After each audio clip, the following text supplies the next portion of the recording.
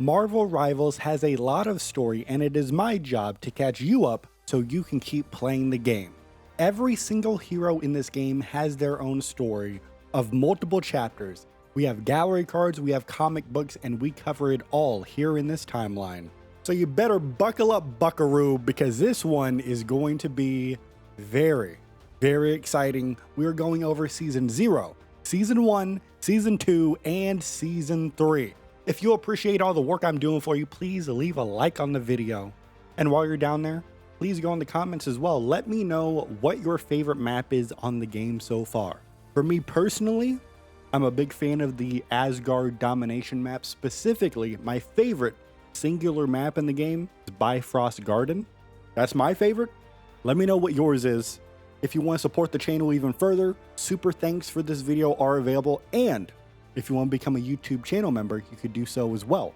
If you want to listen to these stories as a podcast, this timeline is also available on all of your major podcast platforms. And with all of that said, I think it is about that time. Doctor Doom visits Doctor Strange's Sanctum Sanctorum, seeking forbidden knowledge to manipulate time itself. Doom requests access to the Darkhold, an evil magical book, and he wants it specifically for the vampiric verses, which he believes can help Doctor Doom bend time like Dracula once did. Doctor Strange, of course, refuses this, knowing the Darkhold's corruptive power, leading Doctor Doom to then attack with dark magic. A battle of sorcery ensues, with Doctor Strange using powerful mystical attacks like the Crimson Thorns of Yggdrasil to restrain Doom. Knowing that he was beat, Doctor Doom surrenders, as Doctor Strange releases Doom, trusting his word that he had surrendered and he will leave peacefully. But Doctor Doom vows that he will find one way or another to conquer time. And before departing, Doom warns Doctor Strange of an impending great evil that will engulf the city in darkness. To keep the Darkhold safe, Doctor Strange then banishes it to a hidden corner of the astral plane, just beyond Doom's reach. And months later, Doctor Strange senses a massive disturbance in time and space itself, seemingly originating from the nation of Latveria. The disturbance tears through dimensions, including the astral plane, and heads straight for Doctor Strange's Sanctum Sanctorum. Strange only has a moment to act, knowing this decision could determine the fate of countless universes. The God of the Moon, Khonshu, abruptly summons Mark Spector, the Moon Knight, mid-battle, pulling him into the divine space for an urgent mission. But before they talk for too long, Doctor Doom arrives unexpectedly in this divine space. How did he get here? Khonshu nor Moon Knight know. But Doctor Doom is here seeking Khonshu's help in shrouding a city in eternal night to study the vampiric verses and manipulate time. Khonshu orders Moon Knight to get Doom out of this space, so Moon Knight battles Doctor Doom, but Doctor Doom overpowers him using the daggers of Dormammu, forcing Khonshu to intervene. Doctor Doom then reveals that the vampires originated from an ancient Darkhold curse, and he believes their magic holds the key to controlling time. Doom proposes using Khonshu's power to trap the city of New York in permanent darkness, making it a vampire breeding ground for his experiments. Khonshu refuses, warning of an even greater coming darkness that could threaten gods and mortals alike. Khonshu then banishes Doctor Doom from the divine space, but Doom vows to find another way to achieve his goal. With Doctor Doom now gone, Khonshu now seeks the Montesi formula, a spell in the Darkhold that could erase all vampires permanently. Moon Knight is then tasked with protecting New York City while preparing for the inevitable war against the vampire hordes. As Moon Knight returns to New York City, Moon Knight swings into action, knowing that his white costume will not stay clean for long, with his battle shortly ahead. The first gallery card is Let There Be Rivals, which is a passage written by Dr. Doom 2099. Now, Dr. Doom says he tried to control time itself, viewing it as the last true shackle on humanity's path to godhood. He says he forged a cage for time, reshaping reality and history like building blocks. However, despite his power, Doom was ultimately outwitted by time itself, which reshaped itself and resisted Doom's control. Now, there are multiple versions of Dr. Doom. This one in 2099 and another one that he mentions, and he's very critical of this other one. Says he's more reckless, one from a distant past, a distant reality. And now the timeline has been catastrophically damaged by both of the Dooms doing their time experiments. Their meddling triggered a chrono catastrophe, which has sent a wave of destructive energy tearing across the entirety of the multiverse. And the multiverse is now split into chronoverses, which are fractured timelines where some realities collapse, merge, or just flat out vanish. Now, Dr. Doom 2099, he is feeling superior and bitter as he sees himself as the one who must now manage the consequences of the catastrophe. He has no respect for the version of Dr. Doom that's in the past. Surprisingly though, Dr. Doom, a man of action, he chooses a different path. Instead of acting directly as he usually does, Dr. Doom plans to manipulate heroes across dimensions to fix the multiverse for him, because this man sees them as useful pawns for his grander plan to take over the multiverse. Next up, we got your biggest rival, which is coming from the perspective of Galacta. Now, she starts off by saying that the voice you hear while you're playing the game is her, Galacta, daughter of Galactus, as she's acting as a narrator, as a fan, as an occasional cheerleader. Now, Galacta, of course, has inherited Galactus's cosmic hunger, but instead of eating inhabited worlds, she tries to control her cravings by eating cosmic constructs, which brings her to her new favorite snack, Chronovium. It's a crystal made out of pure chrono energy generated by the time stream entanglement, which is a multiversal crisis that is threatening to collapse all realities. With this threat, Galacta has preserved a handful of timelines, which serves as maintaining a steady chronovium supply and delay the total collapse of the multiverse itself. Now, as all of this is unfolding, her role is more passive. She's watching these events rather than directly interfering, at least for now.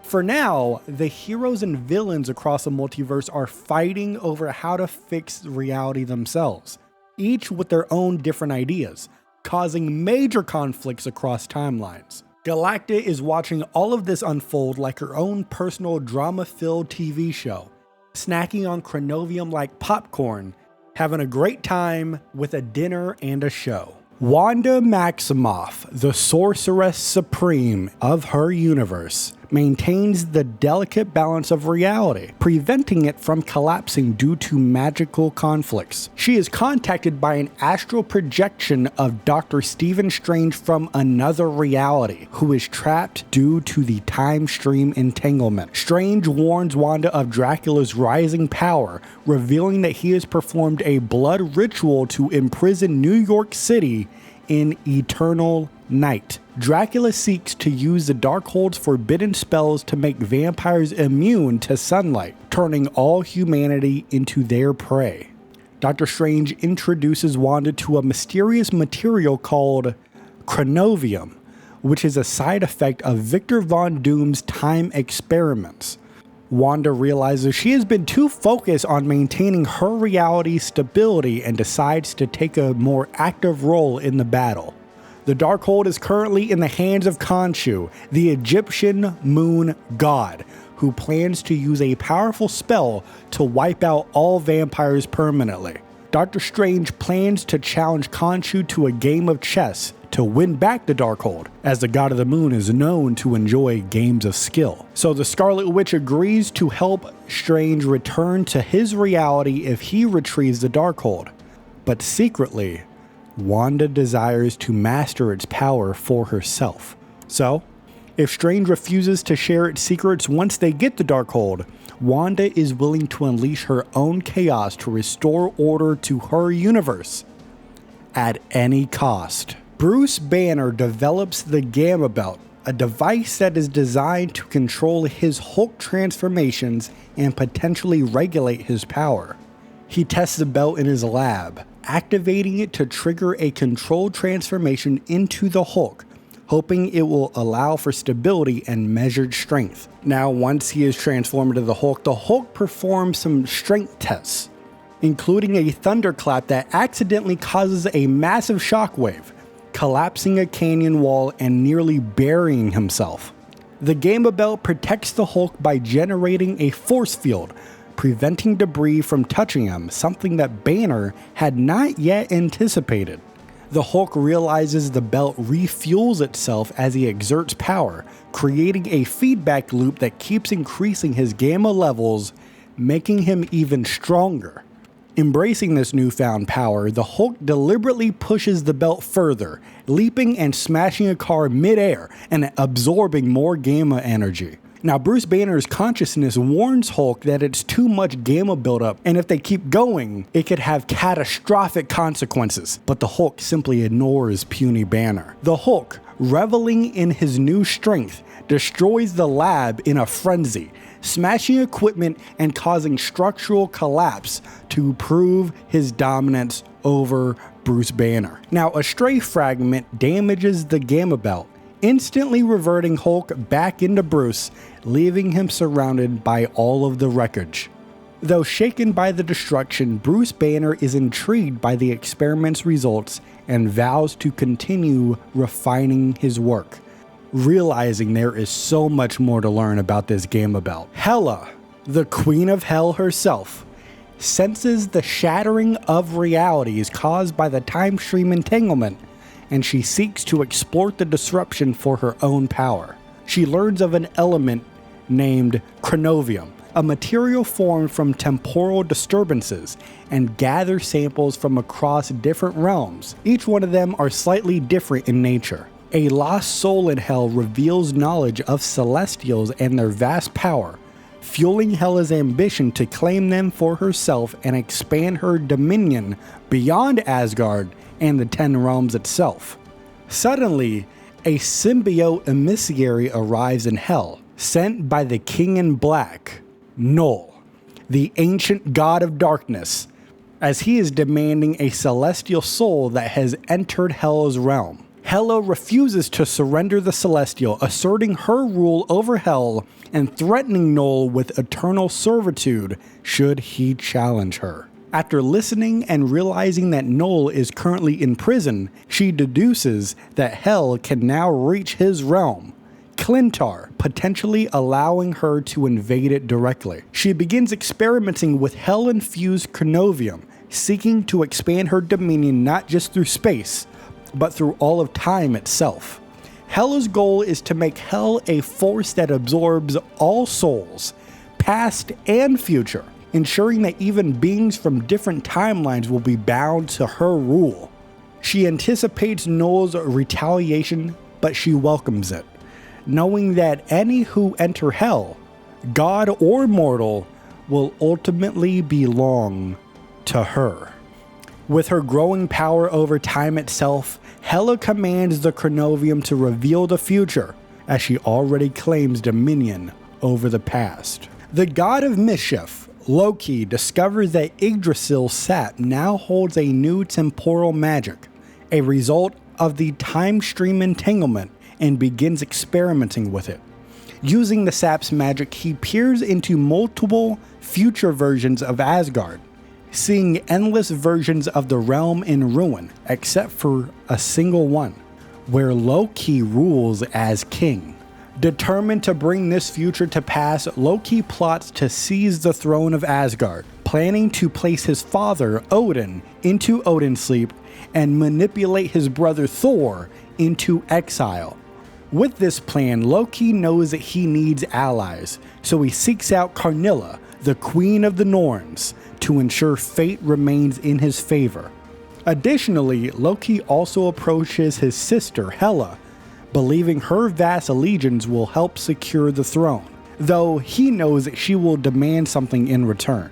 So, Loki arrives in Hell unannounced to annoy Hela as he presents his case to her, but she is skeptical, recognizing that all of his plans ultimately serve his own ambition. And this is where Loki reveals the secret of Yggdrasil's sap, demonstrating its ability to glimpse into the future and offering Hela a vision of her own destiny. Hela sees something within the vision that intrigues her, prompting her to agree to an alliance, but only and only if Loki helps her achieve her own goals with Chronovium. Loki agrees, though he fully intends to betray her later, yet he cannot be sure whether this particular deception will ultimately prove true or false. With Hela's forces potentially at his disposal, Loki's schemes for the throne of Asgard advance, but the true consequences of meddling with time will remain uncertain. The god of thunder, Thor Odinson, is currently imprisoned in the Tower of Solitude by his brother Loki, who has usurped the throne of Asgard through deception and powerful new magic. Thor's magical hammer Mjolnir smashes through the tower's walls, freeing Thor from this prison, who immediately flies to confront Loki and reclaim Asgard. Thor discovers Loki harvesting Yggdrasil's sap, rich in a new element called Chronovium, using its power to enhance his magic and possibly forge powerful weapons. Thor and Loki clash on the palace plaza, but Loki reveals that he has anticipated Thor's escape and has already allied with their sister. And that's when Hela arrives with an army of the dead infused with Chronovium, overwhelming Thor as Loki watches smugly. Despite his best efforts, Thor cannot hold off the endless legions, and Hela ultimately restrains him with a powerful spell. Loki declares that Asgard is now his, claiming that Odin has abandoned it and that he alone can reshape the fractured realms. Meanwhile, Hela, revealing her own ambitions, casts Thor into an unknown realm, ensuring that he cannot interfere with either of their plans. Thor then crash lands in a mysterious red-hued desert on Midgard, only to be immediately attacked by a gamma-infused, even stronger version of the Hulk, wearing some strange belt. Thor eventually disables Hulk's power-enhancing belt, reverting him back to Bruce Banner, who is shocked to see Thor and reveals that people have been searching for Thor for a long, long time. Thor, however, only cares about one thing right now: getting back to Asgard, and he needs Bruce Banner's help. Next up, we have family affairs being told from the perspective of the Asgardian messenger Squirrel, known as Ratatoskar. Now, Ratatoskar is writing a letter warning of chaos spreading through Yggdrasil and the 10 realms. Odin has fallen into a deep slumber, leaving Loki to seize the throne of Asgard and reshape it in his image.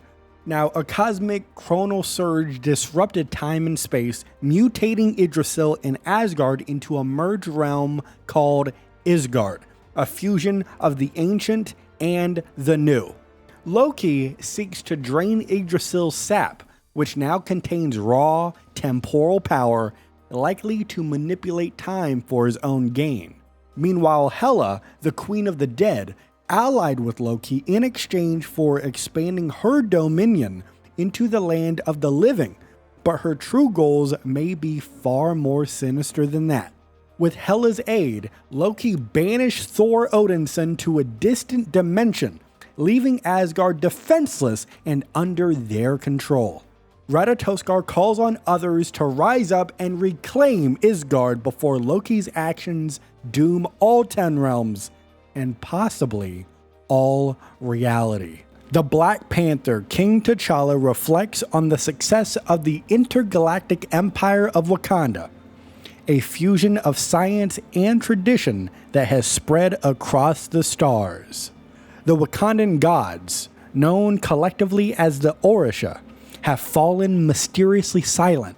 Even Bast, the Panther goddess who chose T'Challa as her champion, has not talked to him in a while.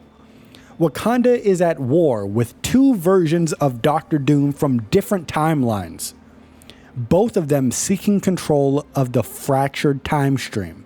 While praying for guidance, T'Challa is unexpectedly answered by Kalunia, the banished sister of Bast, who warns T'Challa of a growing darkness in the universe.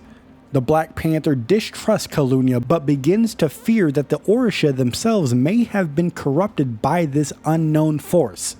Meanwhile, Princess Shuri, T'Challa's sister, urges T'Challa to allow Wakanda's Vibranium Chronovium to be used in the time stream reintegration device, but he refuses. T'Challa believes that Wakanda's greatest resource is not its vibranium, is not its infused vibranium with chronovium, it is Shuri herself, and entrusts her with leading the scientific efforts. Shuri accepts T'Challa's orders, although she is very frustrated by them. And while reflecting on his next move, T'Challa finally hears from Bast, but her voice is different. It's laced with an unsettling darkness. She cryptically tells him that he is not the only, quote-unquote, king in black that she has favored, as dark energy begins consuming the Hall of Jalia.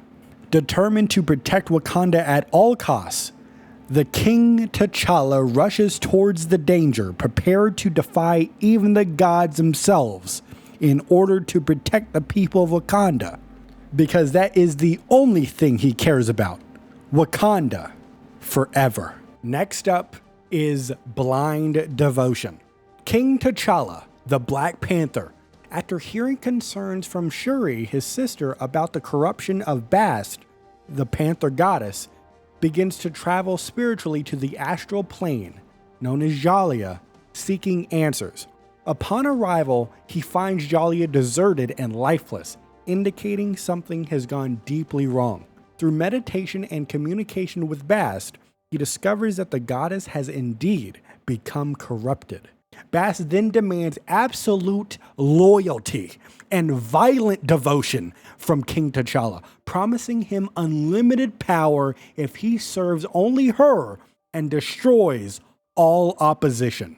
T'Challa then experiences a disturbing vision of the heart-shaped herb glowing a fiery crimson rather than its normal purple glow, symbolizing Bast's corruption. He breaks the connection with Bast, horrified by the twisted, warped reflection of the Panther goddess, stained with darkness and evil. T'Challa returns to the physical plane, awakening before a statue of Bast, which briefly shines with an ominous glow, reinforcing his fears of what has become. Resolute and defiant, King T'Challa vows to cleanse Bast of this darkness, pledging to save both his goddess and Wakanda from this mysterious corruption. Next up is Of Gods and Guardians, which is basically just a private log for Princess Shuri. And Shuri privately confesses that she has lost all faith in the Wakandan gods, especially Bast, the Panther goddess. Wakanda's intergalactic empire is in crisis currently, as their deities remain silent despite fervent prayers from their people. T'Challa, Shuri's brother and king of Wakanda, continues desperately reaching out to Bast without success, unaware that the goddess has spoken directly to Shuri, but in a disturbing way. In Shuri's visions, Bast's voice is sinister and corrupted, prompting fears that she may manipulate T'Challa's loyalty to unleash darkness upon Wakanda. Shuri's suspicion is considered blasphemous and dangerous. Thus, she keeps these revelations secret and cautious. Alongside the crisis of faith that Shuri is having, she investigates the cosmic mystery of the time stream entanglement and chronovibranium, which is a vibranium-infused version of chronovium. Upon learning of this darkness and such, Shuri asks the Guardians of the Galaxy to investigate a dark energy surge at the universe's edge, near the planet of Clintar, which is the homeworld of the symbiote species. Upon approaching Clintar, though, the Guardians' communication was abruptly lost, suggesting they may be encountering the same corruptive force that is affecting Bast and the rest of the gods. With divine help unavailable currently, Shuri realizes that she must rely on trusted allies and herself to protect Wakanda and the universe from impending danger.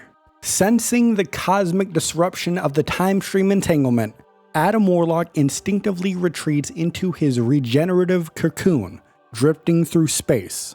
He is then telepathically contacted by a weakened Odin, who is trapped in the Odin sleep after Loki usurped Asgard and transformed it into Isgard.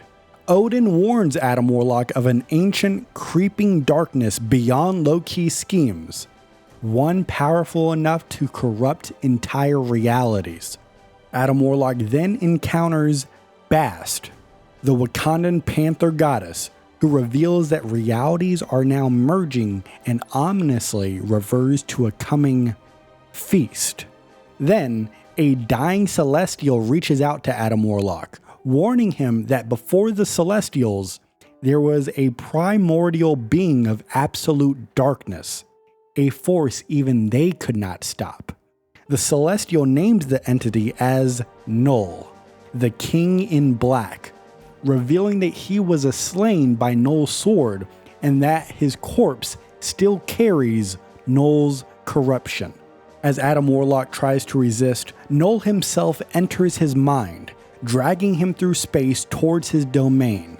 Before Null can fully ensnare him though, a brilliant burst of cosmic fire, the Phoenix Force, briefly blinds Adam Warlock's cocoon, offering a flicker of hope.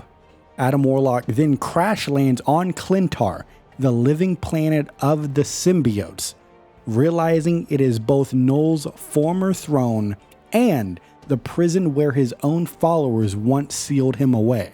Breaking free from his cocoon, Adam Warlock vows to prevent Null's resurgence, ensuring that light will shine in the end. Venom awakens in a war-torn nether realm, having escaped imprisonment by Magik in Limbo, who warns him that the realm is in an endless battle between the gods and the demons.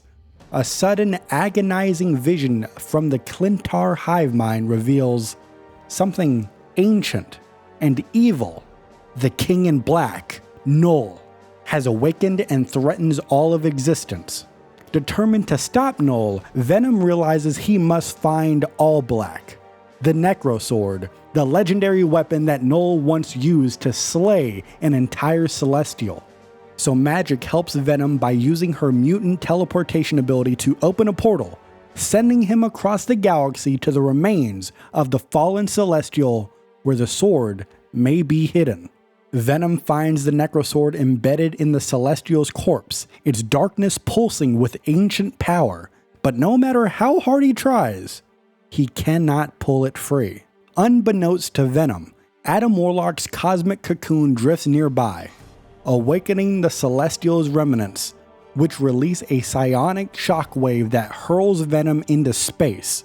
Venom crash lands on Clintar, the symbiote homeworld, where he is embraced by his kin, only to realize that Null's influence is already creeping through the planet. Nearby, Venom discovers Warlock's cocoon, which the symbiotes are preparing to consume, but before they can, Venom tears it open to reveal Adam Warlock inside. Mistaking Venom for an agent of darkness, Adam Warlock immediately attacks, forcing Venom to defend himself while trying to explain their shared goal. Realizing their common enemy, Adam Warlock and Venom reluctantly agree to an alliance, both now fully committed to stopping Null before he can plunge the universe into eternal darkness. After the Milano ship crashes on an unknown planet, Groot wanders off, avoiding Rocket and Star-Lord's argument, and finds himself drawn to an eerie voice from the jungle. The jungle plants, part plant and part symbiote, warn Groot to leave, claiming they will hurt him if he gets too close. But Groot responds with kindness, confusing all of them. Groot realizes the symbiote plants have never known trust or friendship, and tries to teach them that strength comes from unity, not just survival. A massive explosion erupts from the crashed ships, spreading fire through the jungle, terrifying the symbiotic plants who cannot escape. Determined to save them, Groot extends his roots beneath the wreckage, overturning the ships to smother the flames, creating a firebreak and protecting the jungle. The plants are now grateful, and they reveal that Rocket has wandered into an old complex, now engulfed in flames, so Groot rushes to save his best friend. Inside the complex, Groot finds Rocket trapped behind an energy barrier while monstrous black symbiotes swarm the corridors, trying to reach him. Despite being overwhelmed, Groot fights back, and the jungle plants, now his allies, intervene, using their symbiotic abilities to consume the attacking creatures. With Rocket safe now, Groot proudly shows him the plants that helped guide him. Though Rocket is horrified that he even trusted a symbiote to begin with, but Rocket and Groot then return to the Milano, carrying the energy barrier as a tool to repair the ship, while Groot reflects on the power of friendship, even on a hostile world like Clintar. After Star-Lord crashes the Milano ship on Clintar, Rocket searches a massive ship graveyard for salvageable parts to repair the ship. He quickly realizes he's being watched and is soon ambushed by monstrous symbiote creatures with claws and fangs.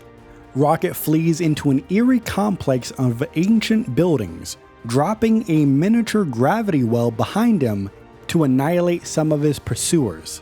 Inside, he discovers advanced containment and weapons technology, realizing the place may have been a prison or a lab meant to control the symbiotes. As he scavenges for parts, the facility's automated defenses activate, nearly frying Rocket before symbiotes destroy the turrets. Rocket fights his way to a small, secure side room in the facility, where he discovers a powerful Xandarian energy barrier projector, perfect for fortifying his position.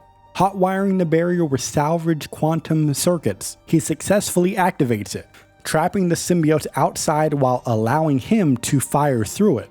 Realizing that he can repurpose this technology to repair the Milano's engines, he devises a plan to escape with the components he needs. However, with more symbiotes gathering and the facility's doors starting to give way, Rocket prepares for one last desperate fight.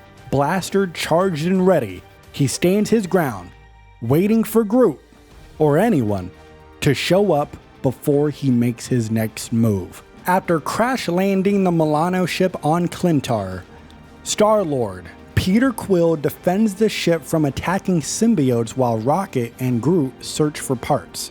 He notices that the symbiotes on Clintar are different, bonded to various alien species, and far more aggressive than usual. An explosion in the ship graveyard draws most of the symbiotes away, giving Quill a temporary reprieve to repair the Milano. Hours later, Rocket and Groot return with scavenged technology, including a vital energy barrier system that could stabilize the ship. Star-Lord unveils his plan to escape, using a Celestial's corpse in orbit as an anchor for a quantum displacement swap, a technique inspired by the Negabands. Rocket Raccoon, initially skeptical of this plan, realizes the plan might actually work, but warns that they need a force-dampening matrix to survive the swap. And Groot, with the help of Clintar's symbiotic plants, unknowingly gathered the exact piece of tech they needed. So they activate the quantum swap, briefly entering the negative zone, where they come face to face with the floating celestial corpse. Now at this point, the scanners they have start to reveal movement within the corpse, and Star-Lord, of course, panicking when he sees this, forces them back to Clintar, but not before glimpsing a mysterious symbiote figure in a glowing cocoon. Though Rocket and Groot are frustrated with his rash decisions, Peter Quill remains confident that his leadership saved them, while the Celestial's corpse still looms ominously above. Natasha Romanoff, the Black Widow, infiltrates Alchemax's Tokyo headquarters in the year 2099, searching for a classified Mercury-level asset. Black Widow expertly navigates the building's high-tech security, including laser traps and elite guards, in order to reach a heavily restricted underground vault. Inside this vault, she discovers encrypted files referencing an old super soldier serum, as well as Krakoan flowers and surveillance photos of herself and Nick Fury. At the center of the room, she finds a massive, frozen crystal containing a mysterious human figure, the asset she is here searching for. Initiating the thawing process on this crystal, she is absolutely stunned as she sees a man in red, white, and blue emerge. It is Captain America, Steve Rogers, frozen since World War II. A disoriented Captain America immediately wakes up and asks about the Red Skull, only to learn from Natasha that the Red Skull has been dead for over 50 years. Before both of them can process the situation, the Public Eye security force storm the chamber, forcing Natasha and Cap to fight their way out. As they reach the building's lobby, they are confronted by a massive Public Eye mech, which Cap takes down using a piece of its armor as a makeshift shield. However, the mech activates a self-destruct sequence, causing a massive explosion.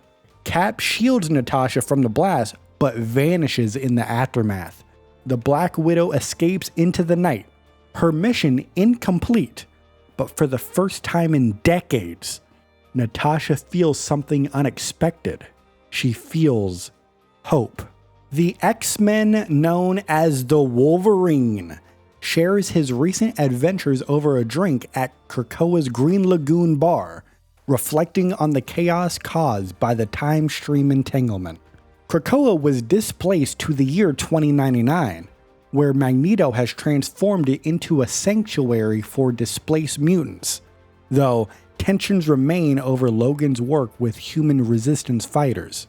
The Wolverine recounts how he searched for the Black Widow, Natasha Romanoff, in Tokyo, only to find Captain America, Steve Rogers, freshly thawed from a mysterious Alchemax lab under attack by Doombots, created by, of course, Dr. Doom. Wolverine and Captain America fought side by side, taking down the Doombots, but Logan realized hiding Cap on Krakoa could put all mutants in danger.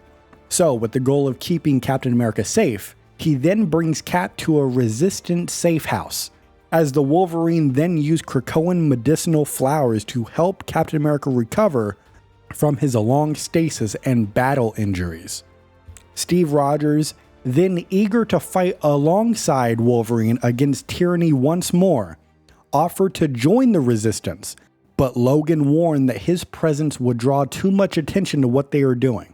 Instead, Wolverine devised a plan to send Captain America to the intergalactic empire of Wakanda, where the Black Panther, King T'Challa, has been seeking allies against an ominous coming threat across the universe. So then, using a Chemio bead gifted to the Resistance, Logan led Captain America to a Wakandan embassy in Tokyo, where a portal then opened to Wakanda's empire.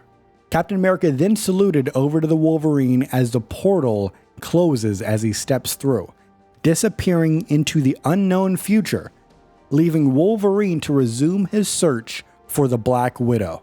Now, as Logan finished his drink here on this bar, Magneto reflects on the story he had just heard and reflects on the growing list of potential allies in this new era, considering a partnership with humans, while Logan knows that his next mission is just beginning. In the year 2099, the Yoshida Corporation prepares to sell high-tech weapons to a rising New York crime syndicate called the Castiglions. Now, their representative, Johnny Tower, turns out to be Frank Castle, the legendary Punisher, and kills Shuri Yoshida on the spot. The rest of the Yoshida guards unload their weapons into Castle, but he survives, revealing his iconic white skull symbol underneath his tattered shirt. Before Frank Castle can finish off the remaining Ishida forces, though, Natasha Romanoff, the Black Widow, intervenes, demanding he let them go. The Punisher is shocked to see that Natasha is still alive after more than a century, and the two realize they both have undergone anti-aging treatments. Natasha reveals that she recently freed Captain America Steve Rogers from a secret Alchemax facility, but since then they were separated. Captain America has vanished. Now, their conversation about this is cut short as the public eye has soldiers storm the warehouse, forcing them to fight side by side. Now, the Punisher, known for his lethal methods, surprisingly holds back and uses non-lethal force at Natasha's insistence. And then after the fight, Castle realizes that Natasha had lured the public eye there on purpose to test his loyalty. And this puts a strain on their already fragile trust between one another. However, despite their differences, Frank Castle agrees that if they want to find Captain America and take down Doctor Doom, they will need to start trusting each other. Next up, we have Hydra's Hymn, which is told through a conversation between two Hydra agents.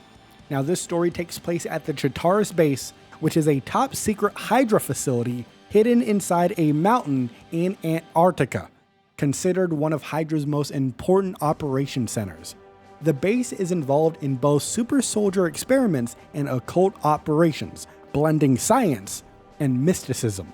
The Winter Soldier, Bucky Barnes, was captured and brought to the base, supposedly for reconditioning and stasis.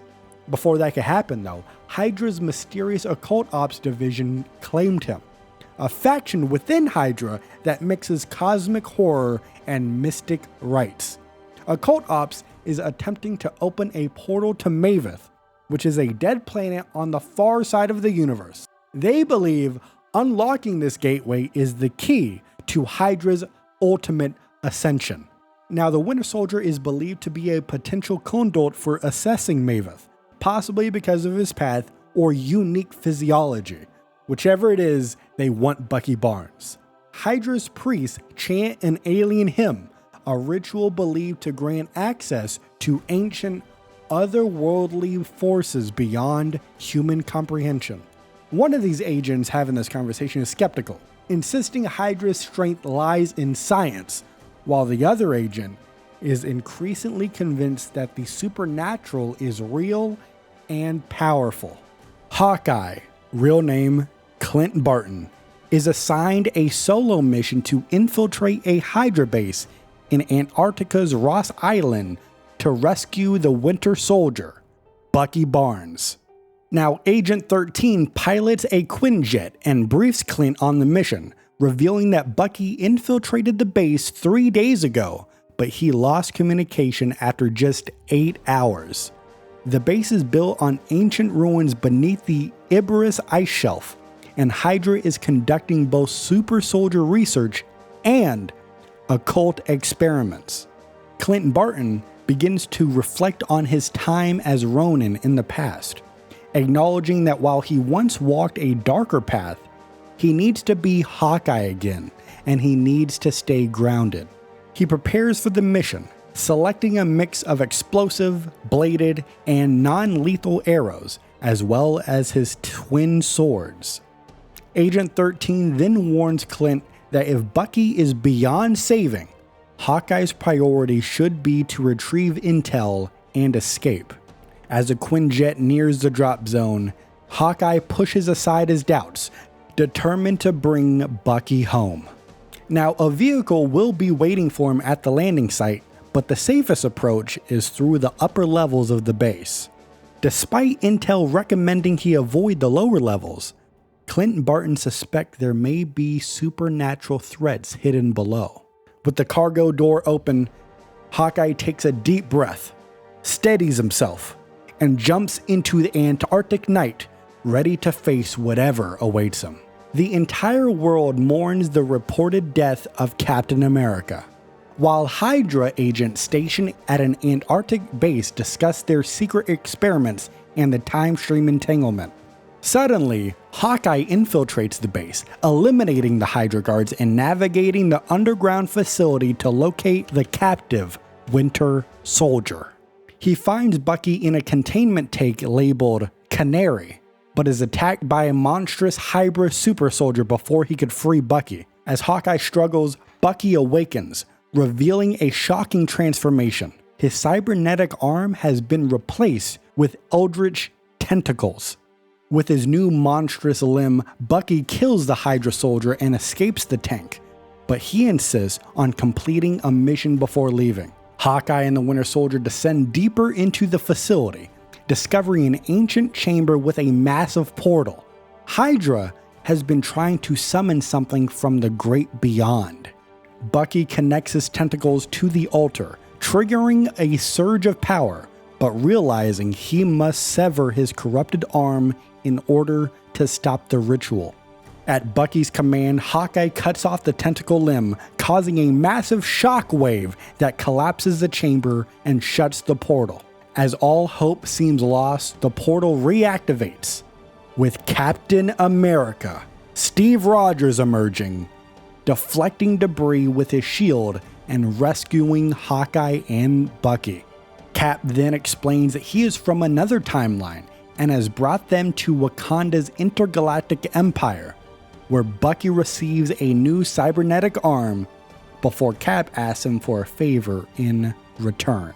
Captain America, Steve Rogers, a man displaced in both time and space, finds himself in a futuristic intergalactic empire of Wakanda.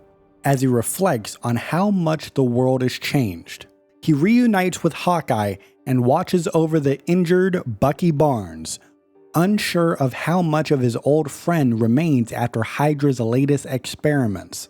Captain America recounts his past, how he was frozen, thawed out in 2099 by Natasha Romanoff, the Black Widow, in an Alchemax lab, and later aided by Logan, the Wolverine, to escape to Wakanda.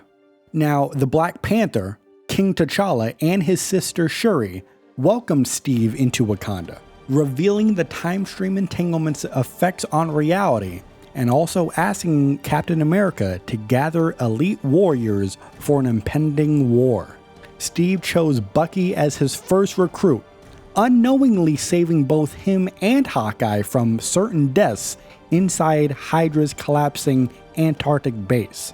Now, as Steve and Clint discuss their next steps, Bucky suddenly wakes up in agony, his new cybernetic arm mutating again as dark forces whisper inside of his mind. Possessed by an unknown eldritch force, Bucky attacks, forcing Steve and Clint to lure him into an open space for a safer confrontation. Now, Princess Shuri devises a way to reset Bucky's corrupted arm, using Hawkeye's perfect aim to land a chemio bead arrow on a precise point on his cybernetic limb. The shot is successful. Bucky collapses, freed from the dark force's control, though the princess suggests more tests to understand what happened to him. With his allies by his side, Steve Rogers, Captain America, finally feels a sense of belonging in this strange new world, ready to face the battles ahead together. Dr. Victor Von Doom visiting Dracula as he offers him a rare crystal known as Chronovium, born from the time stream entanglement, which of course is the result of Dr. Doom and his future counterpart, Dr. Doom 2099, messing with the fabric of space-time. Dr. Doom proposes combining Dracula's immortal blood with Chronovium to freeze New York City in eternal night, offering it as Dracula's empire. Now, Dracula is a bit hesitant, so then Dr. Doom promises access to the Vampiric Verses, which is a page of the Darkhold, which would allow vampires to walk freely during the daylight. This is an offer that Dracula simply can't refuse. He agrees, giving Dr. Doom a drop of his blood to begin the spell. Dracula has trapped New York City in eternal night, unleashing his vampire army on its citizens. Cloak and Dagger fight to protect the city, but things have changed for them. Because during a cosmic event known as the Time Stream Entanglement, Cloak and Dagger were caught mid-teleportation, causing their bodies to merge into one physical unit, meaning only one of them can physically exist at any given time. The Fantastic Four's Mr. Fantastic, Reed Richards, confirms their molecular fusion, as he explains that they are entangled at a subatomic level, allowing only one of them to manifest while the other remains simply a voice in their partner's head. Cloak notices Dagger becoming more ruthless as the time goes on, while he is growing more merciful, reversing their usual roles. Meanwhile, Reed Richards and the Iron Man Tony Stark argue over how to handle the vampire crisis in New York City. Reed Richards develops a prototype version of the Time Stream reintegration device that may restore Cloak and Dagger to separate bodies, but the process is risky and untested. So Reed gives them a warning, and Dagger completely ignores Cloak's hesitation and forces the experiment to go through, successfully restoring their separate forms. But Reed warns that their energy signals are still connected, meaning teleportation could re-entangle them.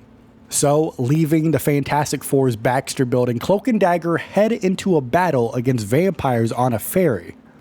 But on that ferry, a trap has separated them, leaving Dagger outnumbered with no escape. Cloak chooses to teleport to save her on the ferry, knowing it would cause them to merge once again, but he refuses to let Dagger die. Cloak successfully rescues Dagger and the civilians on the ferry, but just as they feared, they are now re-entangled. Dagger is once again trapped inside Cloak, only able to communicate through his mind. Despite the setback, Cloak promises to lead Dagger through the darkness as she has always guided him back to the light, proving that even though they are at odds right now, they are still a team. Mr. Fantastic, Reed Richards, is studying a chronovium crystal as he makes an interdimensional call to an alternate version of Princess Shuri of Wakanda. And as the two are talking about chronovium and are talking about the time stream reintegration device that they've worked on, Princess Shuri introduces the term chronoverses as they begin to find out the time stream entanglement has created branching alternate realities. So far, they know of at least 4 known realities, due to both of them having varying degrees of interactions with these alternate people, such as Shuri now teaming up with an alternate version of Captain America, who was not awoken from his ice until the year 2099. Additionally, Shuri is also working alongside displaced heroes like the Wolverine, the Winter Soldier, and Hawkeye. And they're sitting here, they have a whole gang of interdimensional heroes. Meanwhile, Shuri goes on and she says she has felt a darkness going around the universe, so she sent the Guardians of the Galaxy to the planet of Clintar to investigate. But since arriving, they have gone silent. And on top of all of that, about a week ago, Shuri sent her brother, the Black Panther, King T'Challa, with a heart-shaped herb to Reed Richards' universe in order to potentially use that herb to cure the vampires in New York City. The only problem is, it's been a week. Reed Richards has no knowledge of Black Panther arriving. Where is the Black Panther? The Black Panther is in New York City after recently arriving through a portal from the intergalactic empire of Wakanda, as he arrives with the heart-shaped herb in hopes to cure the vampires of New York City. However, as he's walking, trying to find the Baxter building, Black Panther is ambushed by vampires and manipulated by Dracula, who uses a blood-infused chronovium crystal to begin transforming him into a vampire. Dracula fails to bite T'Challa due to his vibranium suit, so Dracula instead tries to magically enslave him. And you already know, T'Challa, the king of Wakanda, the Black Panther, is going to fight back, and he does for a while, and he escapes Dracula's grasp. However, he was not able to avoid becoming a vampire. The Black Panther is now roaming the streets with a thirst for blood, disconnected from Bast and the other Orisha gods, as now he is in New York City, no longer the Black Panther, now a vampire, conflicted about using the heart-shaped herb on himself or not. The Human Torch, Johnny Storm, patrols Dracula's New York City every single night, burning vampires and keeping the area around the Baxter Building clear. Human Torch's defiance makes him Dracula's top target, with the Vampire Lord sending his best lieutenants after him specifically, but none of them can handle Johnny's superheated plasma form. And one night, while sweeping Madison Avenue, Johnny witnesses an explosion and a massive rock-like creature emerge from underground. Realizing that it is one of Mole Man's deviant mutates, but now it's a vampire, Johnny Storm attempts to burn it, but the flames have absolutely no effect on its stone body. As the creature rampages towards the Baxter Building, the Thing, Ben Grimm, arrives to the scene to help, but even his strength struggles against the monstrous vampire. And then a few moments later, they are aided by Spider-Man, who swings in, uses his webbing to hold the creature in place while Johnny Storm devises a risky plan to collapse the street beneath the monster. Johnny then baits the creature into lunging at him while Ben rips Spider-Man's web from its anchor, dropping the monster into its original underground cavern. As the monster clings to the edges of the hole, Johnny unleashes a Nova Blast, superheating the concrete and steel, forcing it to fall into the abyss. The molten wreckage seals the cavern, but Johnny Storm knows that this is only a temporary victory, because Dracula will try something much worse next time. However, standing on the street looking towards Dracula's castle, Johnny Storm smirks and challenges the Vampire Lord directly and screams at the castle, "Come and get me, if you've got the guts." Doctor Doom arrives at the Sanctum Sanctorum attempting to claim the Darkhold from Doctor Strange. But Stephen Strange is a very smart man. Once he gets a little sniff of Doctor Doom wanting to use a Darkhold, Doctor Strange hides it in another dimension. However, due to the time stream entanglement, Doctor Strange is trapped in the astral plane where he discovers that Khonshu now holds the Darkhold. And with New York City now overrun by vampires, Khonshu wants the Darkhold to cast a spell known as the Montesi Formula that will destroy all vampires. But it would kill kill the innocent ones that were turned into vampires as well. So, Doctor Strange, who learned from the Scarlet Witch that Khonshu is a bit of a fiend for challenges in games, he's a bit of a gambler. Doctor Strange challenges Khonshu to a game of Senate, using Doctor Doom-inspired strategy to win the game, escape, and reclaim the Darkhold. The leader of both Krakoa and Arakko, Storm, is caught in a sudden cosmic disturbance while walking along Arakko's shores on Mars. A massive time storm erupts, distorting reality, causing Krakoa and Arakko to overlap and merge, and nearly becoming one entity, risking destruction of both. The storm accelerates time chaotically, making plants grow and decay instantly, while unknown crystals rain down, disturbing space and time.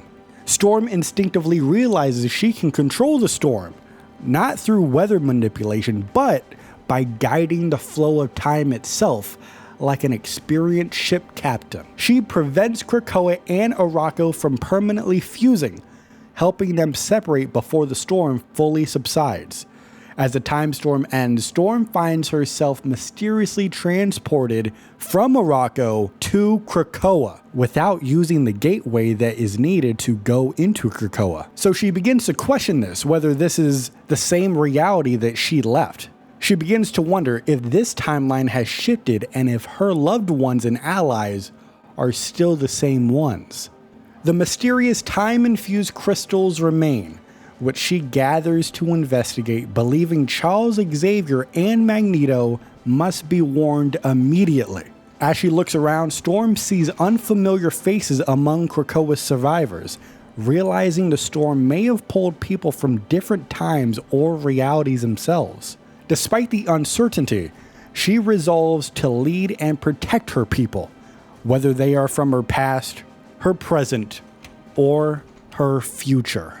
Down in Limbo, Magik returns from a brutal, time-spanning war only to be visited by the Scarlet Witch, Wanda Maximoff, who seeks her help in an even greater multiversal conflict. Wanda reveals that Doctor Strange has shown her the full scope of the time stream entanglement, proving that reality itself is unraveling. Magik is skeptical of this, but Wanda insists that her unique soul-based magic is crucial in saving countless lives across dimensions. Before Magik can answer though, she transforms into her demonic Dark Child form, testing Wanda's resolve by pointing the Soul Sword at her throat. The tension is broken when the Wolverine arrives, revealing he is on a mission to rescue a lost mutant child who accidentally transported into Limbo. Now, Magik, remembering her own childhood trauma in Limbo, immediately agrees to help Logan and Wanda locate the missing child. They track her to a cave, but Wanda's hex accidentally triggers a rock slide, trapping the girl inside before Logan can reach her. Magik then uses her stepping disc to safely teleport the child out, and the Wolverine comforts her, vowing to bring her home to Krakoa. Using a Krakoan gateway seed, the Wolverine opens a portal to the mutant island of Krakoa, inviting Magik to return home with him. Magik agrees to join him, but only if the Scarlet Witch, Wanda Maximoff, the daughter of Magneto, can come as well. But because Wanda is not a mutant, she needs to get past the gates of Krakoa. So Wanda casts a spell to alter the portal, ensuring that Krakoa will accept her entry. Magneto stands on the shores of Krakoa in the year 2099, reflecting on the struggles of mutant kind and how they have finally found a home in the future. Magneto is shortly joined by Storm, reminding him that while they have fought hard for this moment, there are still lost mutants scattered across space and time. Wolverine arrives through a Krakoan gate, having rescued a young mutant who was accidentally trapped in Limbo, followed by Magik, who is changed greatly from the version they once knew. And moments later, Wanda Maximoff, the Scarlet Witch, and more specifically, Magneto's long-lost daughter from another timeline, steps through the gate, using chaos magic to bypass Krakoan's mutant-only entry rule. It's at this time Wanda and Magneto share an emotional reunion, and she explains that she has been holding her universe together for far too long. But now she sees the bigger picture. Everyone's battles are connected. Wolverine, preparing to leave for another mission with Black Widow, reminds them that there's a war to fight, and Magneto reconsiders Krakoan's isolationist stance. Inspired by Wanda's words, Magneto realizes mutants across time and space need their help and agrees on an alliance beyond just protecting Krakoa. Wanda then suggests modifying Cerebro with chaos magic to track the lost mutants across dimensions, and Magneto reconstructs the device using buried metal fragments. When Magneto dons the enhanced Cerebro, he sees flashes of mutants across the multiverse. He sees warriors, kings, and cosmic forces waiting to be found. With a newfound purpose, Magneto declares that the gates of Krakoa are open to all mutants across time and space, echoing Charles Xavier's legendary call to them all, as he says, "To me, my X-Men." Mantis awakens as a prisoner in the Collector's Museum, trapped in a glass tank among other strange life forms in his new intergalactic theme park. While telepathically scanning her fellow captives, she connects with two unique minds, a joyful creature named Jeff and a deadly warrior known as Psy, Realizing her psionic powers are being suppressed by the Collector's containment field, Mantis devises multiple escape plans, all of which fail until she is forced into a deadly arena match. Mantis is pitted against another version of herself, confirming that the Collector has captured multiple Mantises, or Mantis-I, whatever you want to say, from across the multiverse. Rather than fight, the other Mantis, exhausted and hopeless, helps Mantis escape by guiding her astral form out of her body, sacrificing herself in the process. Mantis takes refuge in the astral plane, using her connection to the surrounding alien plants to regrow a new physical form and break free. Determined to free the others, she rescues Psy from her cell and convinces her to join the escape, despite Psy's initial skepticism. Before leaving, Mantis insists on saving Jeff, revealing that he is a small, hyperactive land shark with a contagious sense of optimism. Together, the three of them fight through the Collector's guards, commandeer a ship, and blast their way out of the theme park. As they escape, Mantis vows to return, not just to destroy the Collector's prison, but to make him experience what it means to be a captive himself. Jeff the Land Shark finds himself trapped in a small glass enclosure within the Collector's intergalactic theme park, unsure of how he got there in the first place. Though he is frustrated, he tries to stay optimistic, recalling his past adventures with friends like Gwenpool and Kate Bishop. He telepathically connects with Mantis, who is another captive in this theme park, and senses her distress when she is taken to an arena for a deadly fight. Determined to escape, Jeff repeatedly smashes himself against the enclosure and fails to break free. Mantis and her new ally, Psy, return to rescue him, but Psy remains wary of Jeff and his overly enthusiastic nature. As they flee, Jeff is distracted by an unusual scent and discovers the Collector's private gallery filled with powerful artifacts. Following his instincts, Jeff devours nearly everything in sight, including a mysterious metal vial labeled Pym, causing him to suddenly grow to enormous size. Now a giant, Jeff rampages through the facility, smashing open countless enclosures and freeing other captives. Mantis convinces Jeff to follow her and Psy to the hangar, where they steal a spacecraft and make their escape. As they fly away, Jeff looks back at the still trapped creatures, and Mantis promises Jeff that they will return and free all of them and make Collector pay, to which Jeff responds with an enthusiastic "Murr!" In the past, Psy, who's also known as Psylocke, hunted and exterminated insect-like demons terrorizing a village at the base of Mount Chiaru, but was unexpectedly struck down by an unknown force. She awoke much later, trapped inside the Collector's intergalactic menagerie, this theme park, and a prison where she was displayed as a rare and dangerous specimen. Psylocke allied with a fellow captive, Mantis, to break free, reluctantly joining her and Jeff the Land Shark in their escape. As they fled in a stolen spaceship, Jeff senses they were being followed, and soon after, the Collector's massive battleship materialized behind them.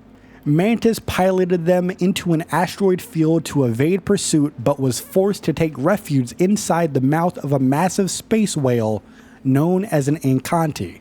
Inside the Encanti's body, Psylocke realized that it was infested with an alien parasite known as the Brood, which she initially mistook for demons from her homeworld.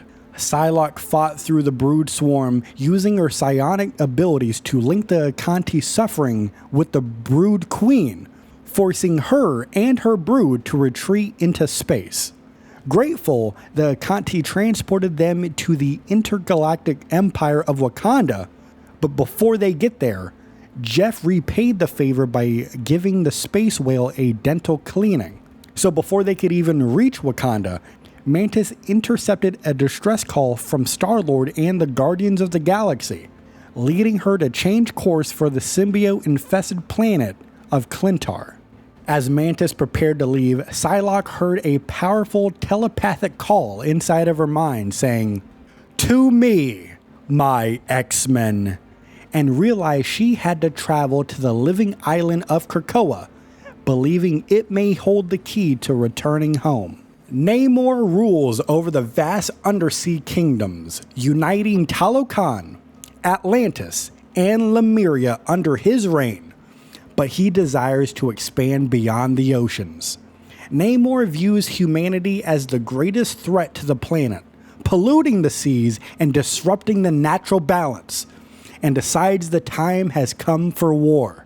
His first target is Jeju Island in the Pacific, but knowing powerful beings will oppose him, he seeks an alliance with Krakoa, the mutant nation. So Namor uses a seed he planted in the ocean floor, activating a Krakoan gateway, allowing him to traverse time and space to reach the mutant homeland of Krakoa.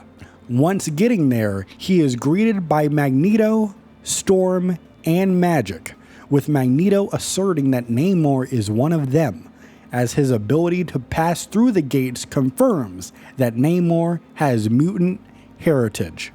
Namor scoffs at Charles Xavier's vision of peaceful coexistence, calling it a naive dream that will eventually fail when humanity turns on them once again. Storm and Magik caution Namor against unnecessary war, while Magneto acknowledges his plight but warns that genocide will not be tolerated by any means. Magneto reminds Namor of Krakoa's core law, murder no man, and warns that if he wages war on humanity, Namor may find that Krakoa will stand against him. Namor leaves without making a final decision but returns to his throne, pondering whether the mutants will be allies or future enemies. Ultimately, he orders his armies and sea beasts to prepare for war, declaring that Jeju Island will be the first to fall, and if necessary, Krakoa may be next. Luna Snow performs a massive concert on Jeju Island, singing in front of 100,000 fans when the ground suddenly shakes unnaturally. A colossal tsunami appears on the horizon, driven by an immense shadow lurking beneath the water, revealing itself to be the legendary sea creature, Monstro. Using her cryokinetic powers, Luna Snow freezes the tsunami in place, momentarily stopping the disaster and saving thousands of lives. However, Monstro breaks free from the ice, revealing a massive wound that has driven it into a rage, causing it to lash out with its tentacles. Realizing the wound is the cause of Monstro's aggression, Luna uses her unique healing ice to mend the injury, soothing the creature and preventing further destruction. As Monstro peacefully retreats into the ocean, Luna Snow is then approached by Namor, the ruler of Talokan, who acknowledges her actions saved both the surface dwellers and his own people. Namor then reveals that Monstro was wounded by a reckless submarine, which led to its rampage, and cryptically warns that all surface dweller vessels will soon be destroyed. Despite the tension, Luna Snow boldly challenges Namor's arrogance, insisting that the true loyalty and admiration must be earned from people, not taken by force. Luna Snow even invites Namor to join her for an encore at the concert, hoping music might ease tensions. But Namor declines, warning that soon, the surface world will chant his name instead of Luna Snow's.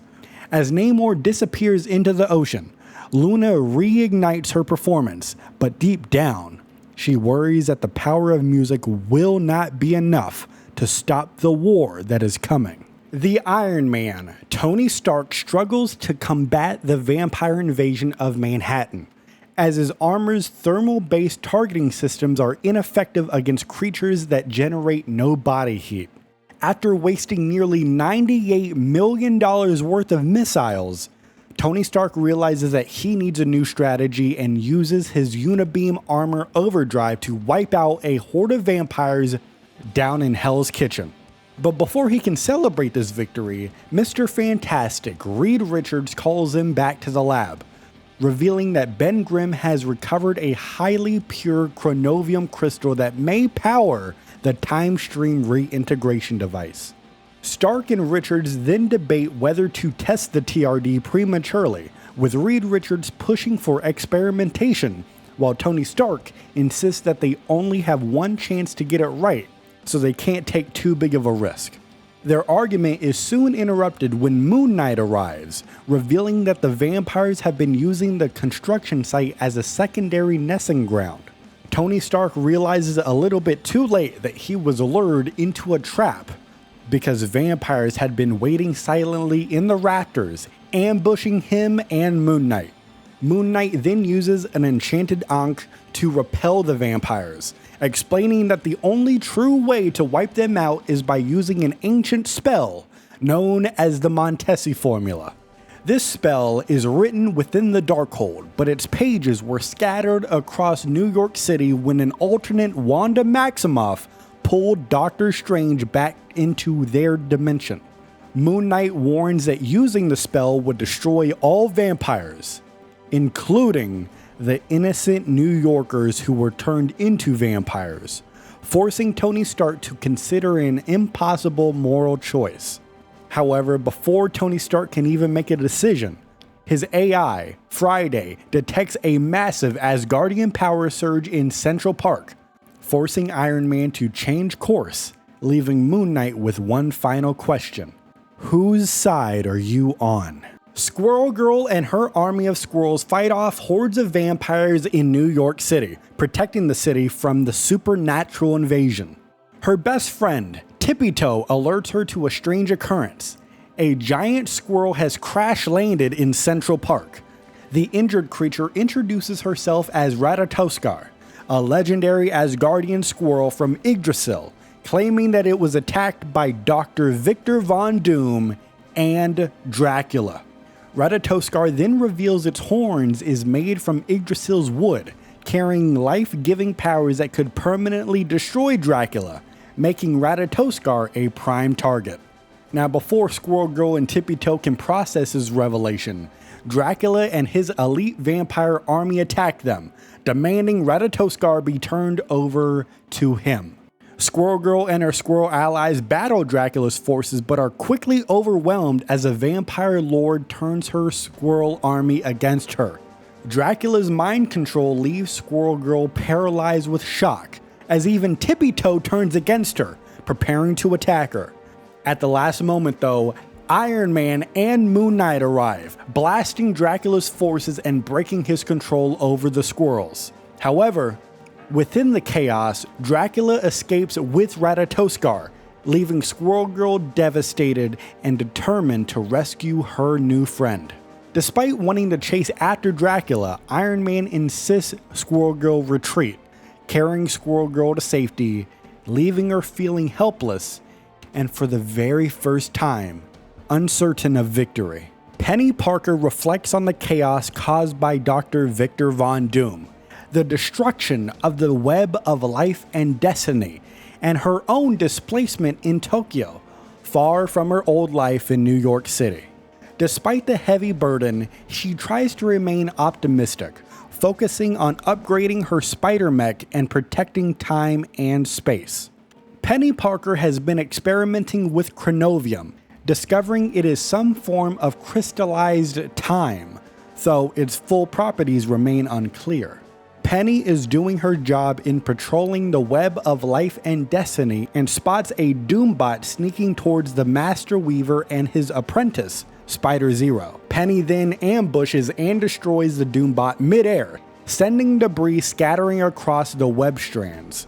And this is where the Master Weaver cryptically tells Penny that all things, including chronovium, are part of the web, but gives no further answers beyond that.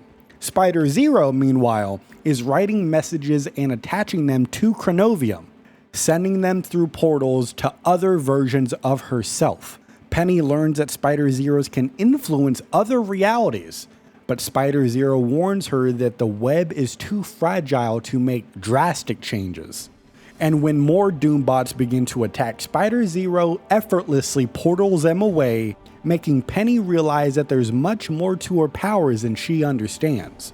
And as Penny Parker resumes her patrol, she reflects on her father's legacy and how, despite everything, she believes that he would be proud of her and the work that she is doing for the multiverse.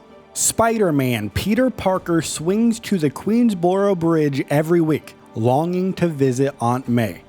But the bridge is patrolled by vampires, making escape from Manhattan virtually impossible. Frustrated about being sidelined from scientific efforts on the Time Stream reintegration device, Peter Parker reflects on his past while watching the blood moon over New York City. Now, a mysterious note from someone called Spider-Zero appears before him, claiming that the web of life and destiny needs his help. And Spider-Zero then opens a portal revealing the web, a vast cosmic network connecting all spider people across reality. But Peter Parker refuses to leave his home. Spider-Zero says that she will return and hopefully, Peter Parker will have a different answer. This is when the Human Torch, Johnny Storm, interrupts Peter's brooding and says that he has exciting news. Blade has finally appeared in Central Park. The two speed over there and Peter and Johnny find Blade battling vampires, who reveals that he's been investigating how Dracula managed to conquer New York City. But before they could get more answers from Blade, Dracula himself emerges from the shadows, forcing the trio into a desperate fight. Dracula then transforms into a monstrous bat-like form, extinguishing Johnny's flames and captures Blade, flying towards his castle. And as Peter Parker watches Dracula escape with Blade, he begins to doubt himself, wondering if he should have accepted Spider-Zero's offer after all. The vampire hunter known as Blade returns to New York City and learns of Dracula's eternal night spell over the entire city. Shortly thereafter, Blade, Spider-Man, and the Human Torch fight Dracula, but Dracula is able to defeat them. Blade and the messenger squirrel from Asgard, Ratatoskar, are imprisoned by Dracula under Central Park. And this is a big problem because that is where Dracula's castle now lies. Next up is Web Warriors from the perspective of Spider-Man Peter Parker. Spider-Man says that he is recruited by Spider-Zero, who gathers multiple Spideys across dimensions to deal with a multiversal threat. They end up in Tokyo in the year 2099, where a major tear in space-time is shredding the web of life and destiny apart, which is the multiverse's cosmic connective tissue. Now, this new team that's getting put together is consisting of Penny Parker and her Spider-Bot, a punk rock Spidey with a mohawk and a guitar, a chill, low-effort, just chill guy overall Spidey person, and Spider-Zero, of course, the team's leader. They have formed a multiversal team, which is tentatively called the Web Warriors, but that name could change, to repair the tear and save all realities connected by the web. Their opponent? The Master Weaver, Spider-Zero's former mentor, who was originally the guardian of the web. The Master Weaver is said to have gone rogue, believing he can use the chrono energy from the rift to strengthen the web, but at the cost of Tokyo's entire population. The Master Weaver then banished Spider-Zero for opposing his plan, forcing her to build a resistance from alternate universe Spideys. The mission now is to patch the cosmic rift before the web unravels and the entire multiverse collapses. The Daily Bugle's J. Jonah Jameson reports that New York City has been in darkness for an extended time now. Vampires roam the city freely, as Mr. Fantastic, Reed Richards, and the Iron Man, Tony Stark, are working on a cure, but they disagree on the methods on how to use it. Meanwhile, the Fantastic Four, Squirrel Girl, Moon Knight, and Cloak and Dagger patrol the streets, saving civilians from vampires. And of course, that menace, Spider-Man, once there's trouble afoot, he goes through a portal to go to the future. Who knows where that guy went? He's a menace! Khonshu's avatar, Moon Knight, has formed the Eternity Knights, which consists of course, himself, Moon Knight, Iron Man, the Wolverine, the Winter Soldier, and a new sword-wielding ally. Now, after they assemble, Iron Man enhances his armor with chronovium and develops a time-rewinding tech to go alongside with it. Now, this team is crazy. They fight vampires with lethal tactics. Now, you have to remember, some of these vampires out here, they were just innocent civilians. They were just living in New York City, and they got bit by vampires. Not all of these guys are Dracula's henchmen. You know what I mean? You gotta remember that. But hey, Iron Man is just punching him right in the jaw with this new tech he's got. Now, Moon Knight notes that they have seen a rise in a rival vampire faction, led by someone in white armor. Who could that be? Susan Richards, also known as the Invisible Woman Susan Storm, gazes out from the Baxter Building at a permanently darkened New York City as she longs for the sunlight while reflecting on her relentless fight against Dracula's forces. The Fantastic Four's robotic assistant, Herbie, brings her tea and reminds her that she hasn't taken a break in nearly 7 days. And upon hearing this, a heated moment arises when Herbie tells Sue that the world needs her more than her children do, making her question if she's failing as a mother. Susan later learns from Reed Richards that Herbie wanted to leave the Baxter Building to help Friday, which is Tony Stark's AI, but Reed Richards denied Herbie due to safety concerns. Realizing that she and Reed had made Herbie feel unappreciated, Susan tracks his emergency signal to Grand Central Station, and on her way there she encounters Bats, who is Doctor Strange's ghostly Basset Hound, who tells her that a giant robot has crashed near the Grand Central Station. Invisible Woman goes even faster to the station to find Herbie, and he is atop a damaged Stark Sentinel, desperately trying to recover Friday's memory files before they're lost forever. And once Susan gets there, a horde of vampires attack them, forcing Sue to fight while witnessing a strange phenomenon. Her force projectiles are seemingly reversing the time damage on the robot. And just as Susan began to struggle against the overwhelming enemy, a swarm of spider bots arrive, assisting her in repelling the vampires. Are these spider bots Spider-Mans? No, Susan says, I think these were made by Penny Parker. And now Susan, moved by Herbie's bravery to help Friday, reassures him that he isn't just a tool to the family. He is part of the family. And Susan promises to talk to Reed about giving him some more upgrades, to which the idea is brought up that maybe some lasers could be part of that upgrade. Dr. Stephen Strange and Mr. Fantastic Reed Richards extract time energy from the Book of the Darkhold in order to power the time stream reintegration device. However, as they're trying to do this, the Iron Man Tony Stark attacks, claiming that they're missing critical pages in order to do this. They're missing the Montesi formula, and they are missing the vampiric verses. So as all three of them argue, Reed Richards now is less confident in using the TRD so soon, adding yet another wrench into the story of how to find a solution for the vampires in New York City. The Thing, Ben Grimm, is doing his daily not daily, nightly, always, it's always night, nightly patrols, and he discovers that the new vampire army in Washington Square Park is led by a vampiric King T'Challa. Now, once the Thing gets in there, they start talking. All right, here's the thing. He's very persuasive. And the Thing says, here's the thing. You need to consume that heart-shaped herb. We need you. We can figure out another solution to end the vampires, but we need you to be you. So King T'Challa consumes a heart-shaped herb, temporarily curing himself. Look at the adjective, temporarily. Because once he does that, his blood returns to being Wakandan, to being pure, to being sweet, to being desirable by the vampires. So the vampires attack him, and during this attack, Mr. Fantastic Reed Richards intervenes, arriving with a miniaturized version of the time stream reintegration device, restoring all of the vampires back to human form.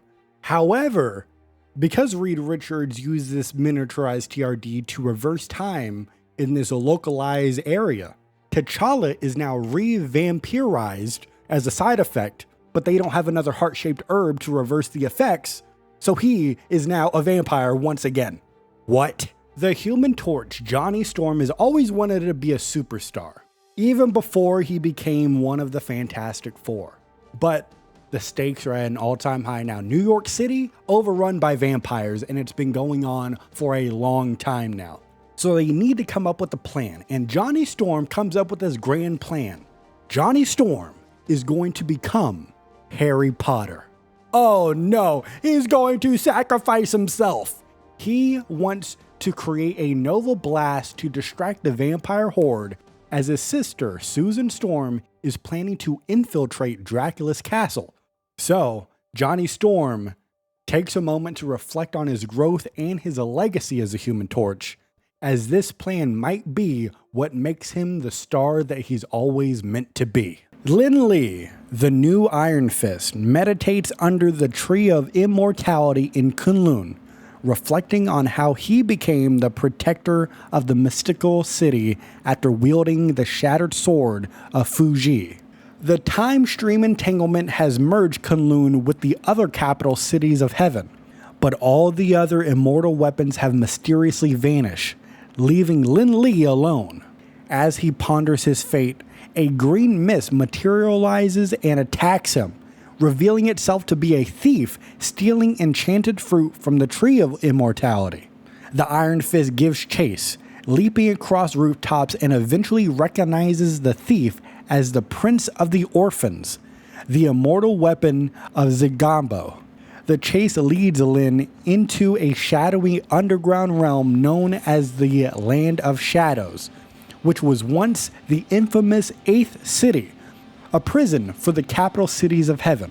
Inside, the Iron Fist finds the Prince of the Orphans caring for a sick infant named Lhasa, whom he rescued from a war between ancient forces and elder gods. Iron Fist then uses his Shi to restore the decaying enchanted fruit, saving the child and earning the Prince of Orphans' respect. In return, the prince offers to train the Iron Fist in martial arts, knowing he never properly trained in the ways of past Iron Fists. However, before they could begin their training, Kunlun's guards arrive, ready to execute Iron Fist for stealing the sacred fruit, but they are stopped by Dizang, the mysterious ruler of the Land of Shadows. Dizang warns the Iron Fist that many in this realm seek to claim the power of the Iron Fist, but if he disrupts the balance, he will have to answer to Dizang himself. After the time stream entanglement rips Krakoa from its original timeline and displaces it into the far future of 2099, many mutant leaders are scattered across time, leaving the Quiet Council diminished to only Emma Frost, Storm, and Magneto.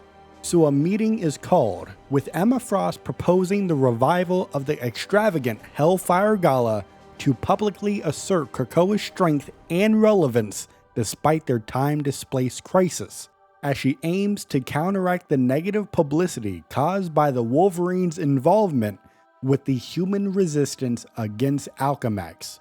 Now, Wolverine's alliance with the human resistance led to saving Captain America, but severely harmed mutant kind's reputation, prompting Alchemax to impose sanctions and lawsuits against Krakoa. Emma Frost, though, strategically counters Alchemax by using Krakoa's miraculous biopharmaceuticals, the flowers of Krakoa, to directly compete with Alchemax, crippling their market dominance and forcing the company to retreat legally and economically.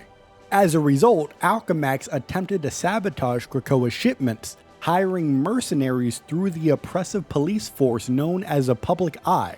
But Emma Frost personally defends the shipments and acquires blackmail material to neutralize future threats.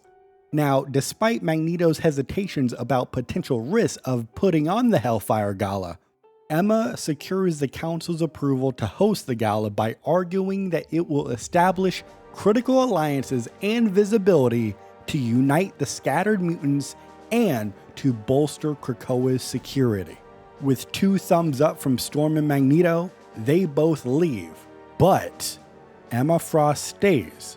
Emma Frost privately reassures the sentient island of Krakoa, promising relief from its pain caused by the time stream entanglement, as Emma Frost hints she is secretly intending to enlist a special doctor to assist Krakoa, a very critical fact that she purposely hid from the proposal of the Hellfire Gala to the rest of the Quiet Council. Within the Book of Doom, there is a passage from the Doctor Doom 2099 variant, as he reveals that he's been pretty impressed with the present day Doctor Doom, despite not liking him and what he's doing at all, because Doctor Doom 2099 reveals that present day Doctor Doom created this elaborate plan to create a vampire war in New York City to merely cause a distraction to harvest pure blood chronovium from Dracula. Dr. Doom is said to have manipulated Dracula, helped the heroes at key moments, and claimed his true prize, a blood-infused chronovium crystal, would theoretically make the wielder immortal. So the vampire crisis was part of a long con, as Dr. Doom ultimately walks away victorious. But Dr. Doom 2099 says this is merely just the beginning of a series of manipulations across the timeline. A chrono rift in Tokyo 2099 destabilizes the web of life and destiny, splitting heroes into 2 factions with opposing solutions. Penny Parker, Venom, Bruce Banner, Doctor Strange, Namor, and Wolverine are led by Spider-Zero on one team, who want to plug the web into cyberspace to repair it. Spider-Man, Thor, Captain America, Iron Fist, Luna Snow, Jeff the Landshark, and later Squirrel Girl side with the Master Weaver, as they aim to use chronovium to reinforce the web the old-fashioned way. And after an early skirmish, Penny's team wins and escapes through a portal, but Spider-Man pursues them alone. While Penny mistakes Spider-Man for her late father, Peter realizes that she's seeing a version of herself and chooses not to correct her for a while. Galacta intervenes, replacing Thor early on with Squirrel Girl and returning the God of Thunder back to Asgard. Meanwhile, Namor secretly partners with Jeff to destroy the web and conquer the dimension using his hoarded chronovium. In the final showdown on top of the Stark Fujikawa building, right by the Web of Life and Destiny, Jeff betrays Namor, using his chronovium staff to both digitize and reinforce the web simultaneously. Jeff the Landshark has saved the day and possibly the entire multiverse. Despite being betrayed, Namor respects the double cross, knowing that Jeff was just doing what he thought was right. With Tokyo saved, the web stabilizes and the multiverse stands ready for its next war. The Quiet Council being established after mutants unified on the living island of Krakoa. Now, this council consisted of 12 members divided into 4 different ideological seasons. You have Autumn, which consisted of mutant kind's greatest leaders. You have Winter, which are the more radical thinkers. You have Spring, the more compassionate and nurturing voices. And finally, you have Summer, which is right down the middle. It is just and fair representatives. Now, if you're not that good at math, we have 12 members and we have 4 seasons, meaning each season consisted of 3 seats on the council. And together, they embodied the entirety of Krakoa's diverse population.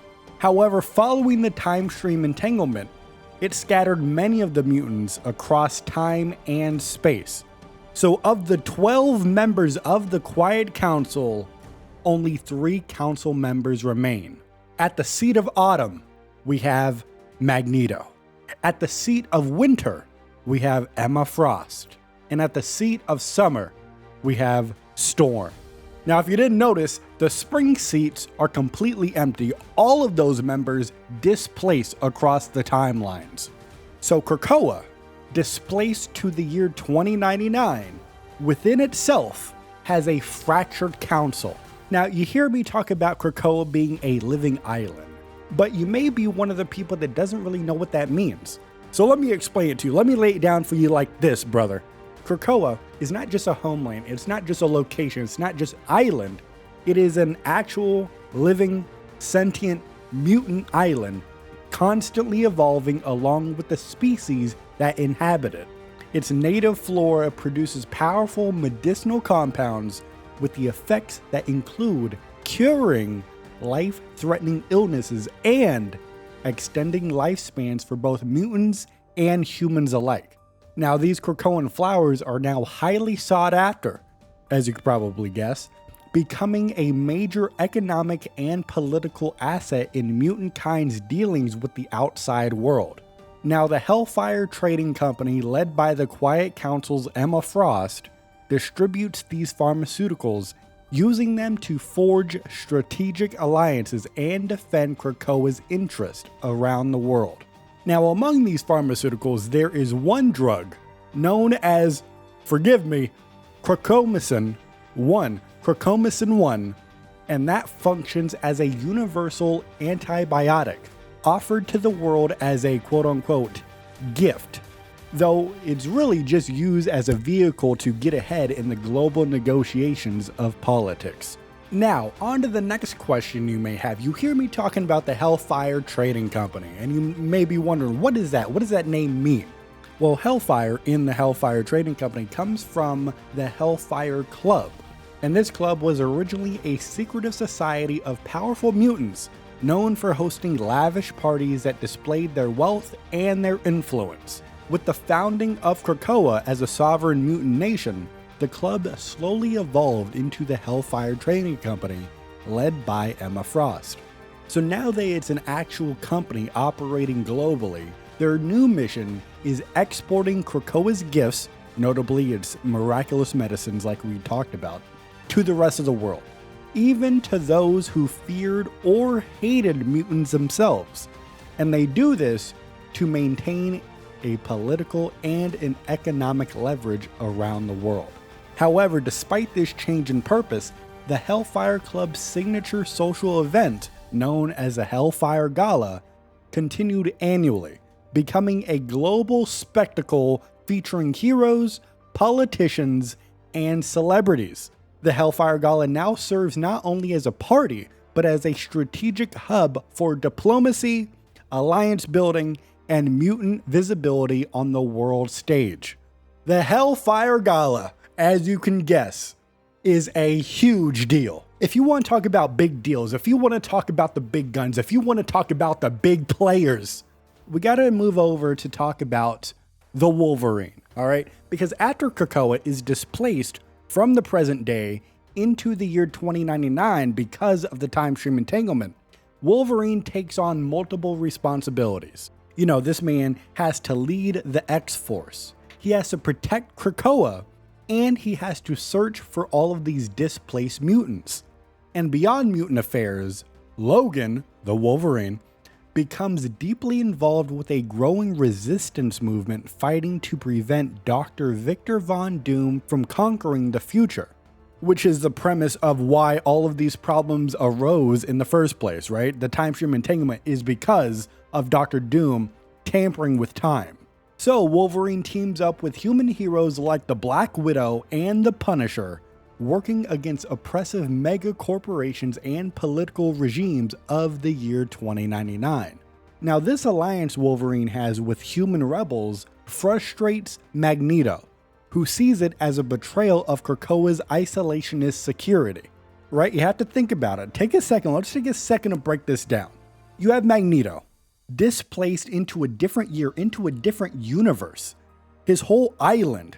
And then at the same time, let's say half of the mutants that lived there are now gone. They vanished. We don't know where they're at in the timelines. And then of the mutants that are still there, you have the Wolverine, one of the most powerful mutants, now teaming up with humans. who are actively trying to gut Krakoa for its resources. There you go, I just put you in the mindset of Magneto. Now I'm going to take you out of the mindset because that's a bit dangerous. He's a dangerous guy, okay?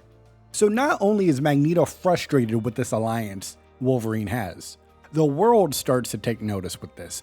And specifically, as an example, a Daily Bugle headline questions whether the Wolverine is committing treason by cooperating with the Resistance and helping Captain America return. While the Wolverine's actions with the Resistance appear to be heroic and strategic, he also has a personal motive driving his journey beyond Krakoa. Because during the time stream entanglement, Wolverine was separated from his allies, including his greatest love, Mariko Yashida. By joining the Resistance, especially in Tokyo, he hopes to access their intelligence networks and uncover any clues about Mariko's fate. The Wolverine's commitment is absolute. He's willing to go through mega corporations and even Doctor Doom himself to reunite with her. With Krakoa's valuable resources attracting constant external threats, a dedicated strike team was created to proactively defend the island and its people. This elite unit is called the X-Force.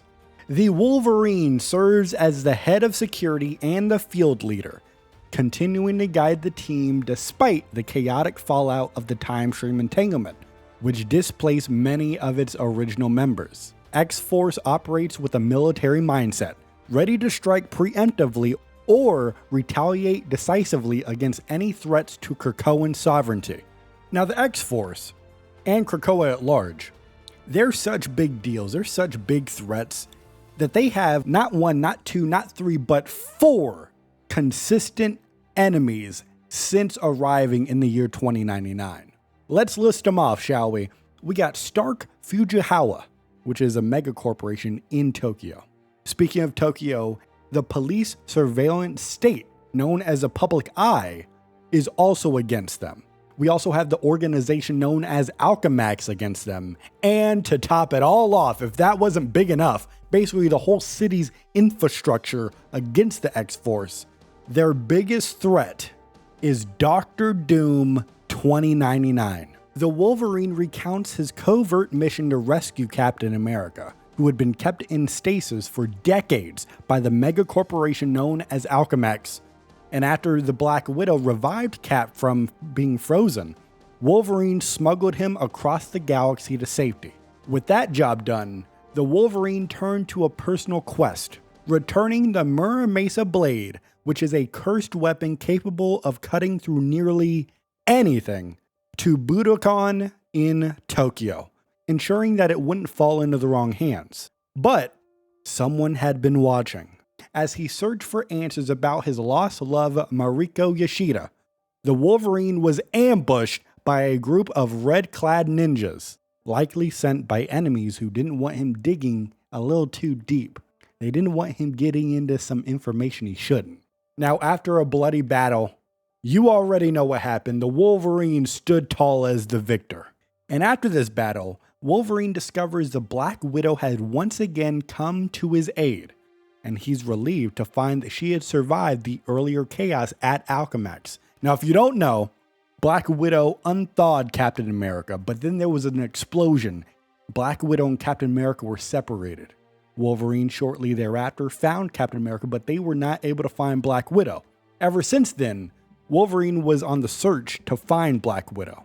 Now they are reunited, and this experience reinforces the Wolverine's personal mantra: when you've lived long enough to lose so much, you fight harder to protect the people you still have, no matter the time or the place. After the time stream entanglement scattered mutants across the timeline, the Scarlet Witch, Wanda Maximoff, created a new Cerebro helmet, blending mutant tech with mystic upgrades to track mutants across alternate realities. The Scarlet Witch originally gave the device to her father, Magneto, but it was soon handed over to Emma Frost, whose powerful telepathy made her the better operator.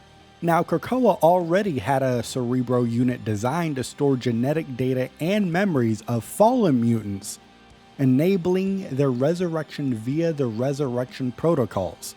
However, the influx of alternate reality mutants pose a new risk, because duplicates of the same person from different timelines could corrupt or even overwrite each other's data. To solve this, the mutant known as Forge created separate partitions in Cerebro's database to keep each version distinct, ensuring that, for example, that Logan the Wolverine, the X-Man, is not resurrected with the memories of Logan the Wolf. Emma Frost now manages this updated and upgraded Cerebro system, overseeing both cross-reality detection and the preservation of resurrection data. While mutants and humans have focused their battles on the surface, the oceans, which of course cover over 70% of the Earth's surface, are home to their own ancient kingdoms, including Atlantis, Talokan, and other realms of the secret seas. Now, these cities, previously independent, are now unified under Namor's rule, forming a massive collective power base beneath the waves. Now, complicating the oceanic balance, the water level on Earth is rising due to the environmental degradation caused by megacorporations such as Alchemax, making the oceans, and more specifically Namor's territory, increasingly dominant. Namor's influence across the world is not only mythological and military, it's also environmental and strategic. With millions of aquatic citizens behind him, Namor commands a vast, loyal population ready to act at his behest. The Undersea Kingdom is no longer a passive player. It is a rising global force, aligning with mutant kind only so long as it benefits Namor's sovereignty and ideals. Man, that's very vague and very dark. The ruler of the secret seas, Namor, describes his first visit to Krakoa via an undersea gateway, where he is greeted by Magneto and his brood of mutants. Magneto proposes that Namor join the mutants as one of their own, an offer Namor swiftly interprets as political manipulation, as he says, "Namor follows no laws but his own." Offended by what he sees as a veiled attempt to control him, Namor returns to his kingdom and begins to ready his armies for an assault on the surface world. However, his plans are interrupted when the consequences of the time stream entanglement become clear. Reality itself is unraveling. So, realizing that a greater battle looms, Namor reconsiders his position to go at war with basically the entire planet. This time, it is Emma Frost who summons Namor back to Krakoa.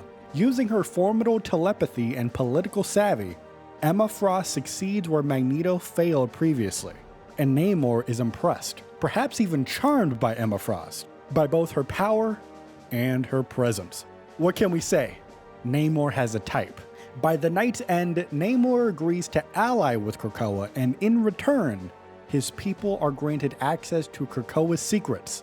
But even then, still, Namor warns that his loyalty is conditional, as he says, "Namor will gladly honor the deal we have struck, until someone gives me a reason to do otherwise." Because of his unique physiology, which blends Atlantean and mutant traits, Namor is often classified as a mutant. This fact made him a prime target for recruitment by Krakoa's leadership, particularly Magneto, who saw the potential for a mutant undersea alliance. Initially, both Namor and Krakoa were hesitant to formalize relations, wary of one another's goals, but that changed due to the political finesse of Emma Frost, who successfully persuaded Namor to consider the advantages of a united front. So the alliance was formed, at least on paper, combining Krakoa's mutant resources with Namor's control of the oceanic world. However, the document ends on a cautionary note. History has proven that Namor's only true loyalty is to his people and to himself. Rather than relying on traditional machinery, The island of Krakoa employs organic elements such as plankton in its surrounding waters and pollen in its atmosphere. These microorganisms form an early warning network, detecting even the smallest environmental disturbances and relaying information directly to Krakoa, which then, as a sentient mutant island itself, can respond defensively. However, this system has one critical vulnerability: the King of Atlantis, Namor. Because due to his immense control over oceanic currents, Namor could easily disrupt these microscopic biosensors, scattering them across the sea and creating blind spots in Krakoa's defenses, which then opens up their vulnerabilities that enemies could then exploit. This makes Namor's newfound alliance with Krakoa not just beneficial, but strategically essential. Namor's cooperation ensures that Krakoa's defensive systems remain intact and fully functional. Emma Frost is preparing to host the Hellfire Gala in the year 2099, reintroducing Krakoa to a world that hasn't seen the island, or a proper party for that matter, in 70 years. Because you have to remember, time stream entanglement, they were transported to 2099. All throughout that time, there was no Hellfire Gala, there was no Krakoa. But really, for the mutants that were transported to 2099, it's only been a year. They're still doing the Hellfire Gala. But for the rest of the world, they haven't seen this in nearly a century, right? Now, Emma handpicks attendees for the gala, many of whom have recently fought alongside Krakoa, while secretly hoping one guest in particular holds the key to healing Krakoa's chronally damaged ecosystem. Beneath the glamour and the gowns lies a desperate plea for survival. Dr. Victor Von Doom, initially scoffing at Emma Frost's invitation to the Hellfire Gala, begins experimenting with chronovium crystals, and he accidentally witnesses a horrifying future. In this future, Earth has fallen to a machine apocalypse. Humans and mutants are either dead or transformed into techno-organic hybrids, and the architect behind all of this destruction is Ultron. Determined to stop this future from happening, Dr. Doom tries to erase Ultron's timeline by using chronovium.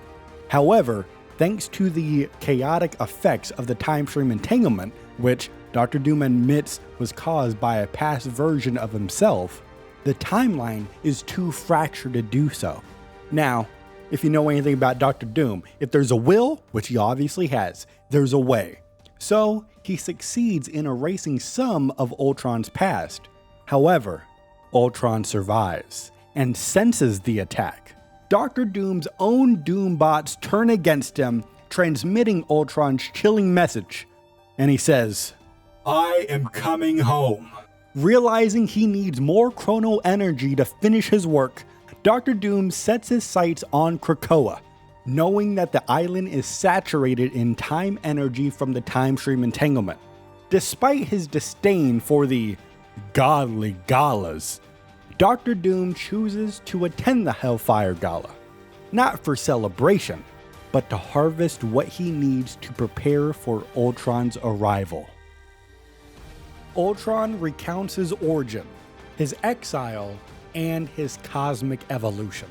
After being banished by the Avengers, he upgraded himself across the galaxy, eventually assimilating the Technikari and developing the Ultron virus, which is a techno-organic infection that merges biology with machinery. Now, when Dr. Doom begins erasing parts of his history, Ultron traces the source back to Earth and prepares for his return. His goal? To eliminate the one rewriting his past, but also claim Earth's temporal instability and bring about a new era, the Age of Ultron. But first, he plans to stop on Mars to study a strange metal known as Mysterium. It is about time to be honest. Let's be vulnerable for a second, okay? Storm admits that she's not really a fan of the political pageantry of the Hellfire Gala. She doesn't quite get it. It's a little bit too much. though she does understand its importance to the mutant diplomacy around the world.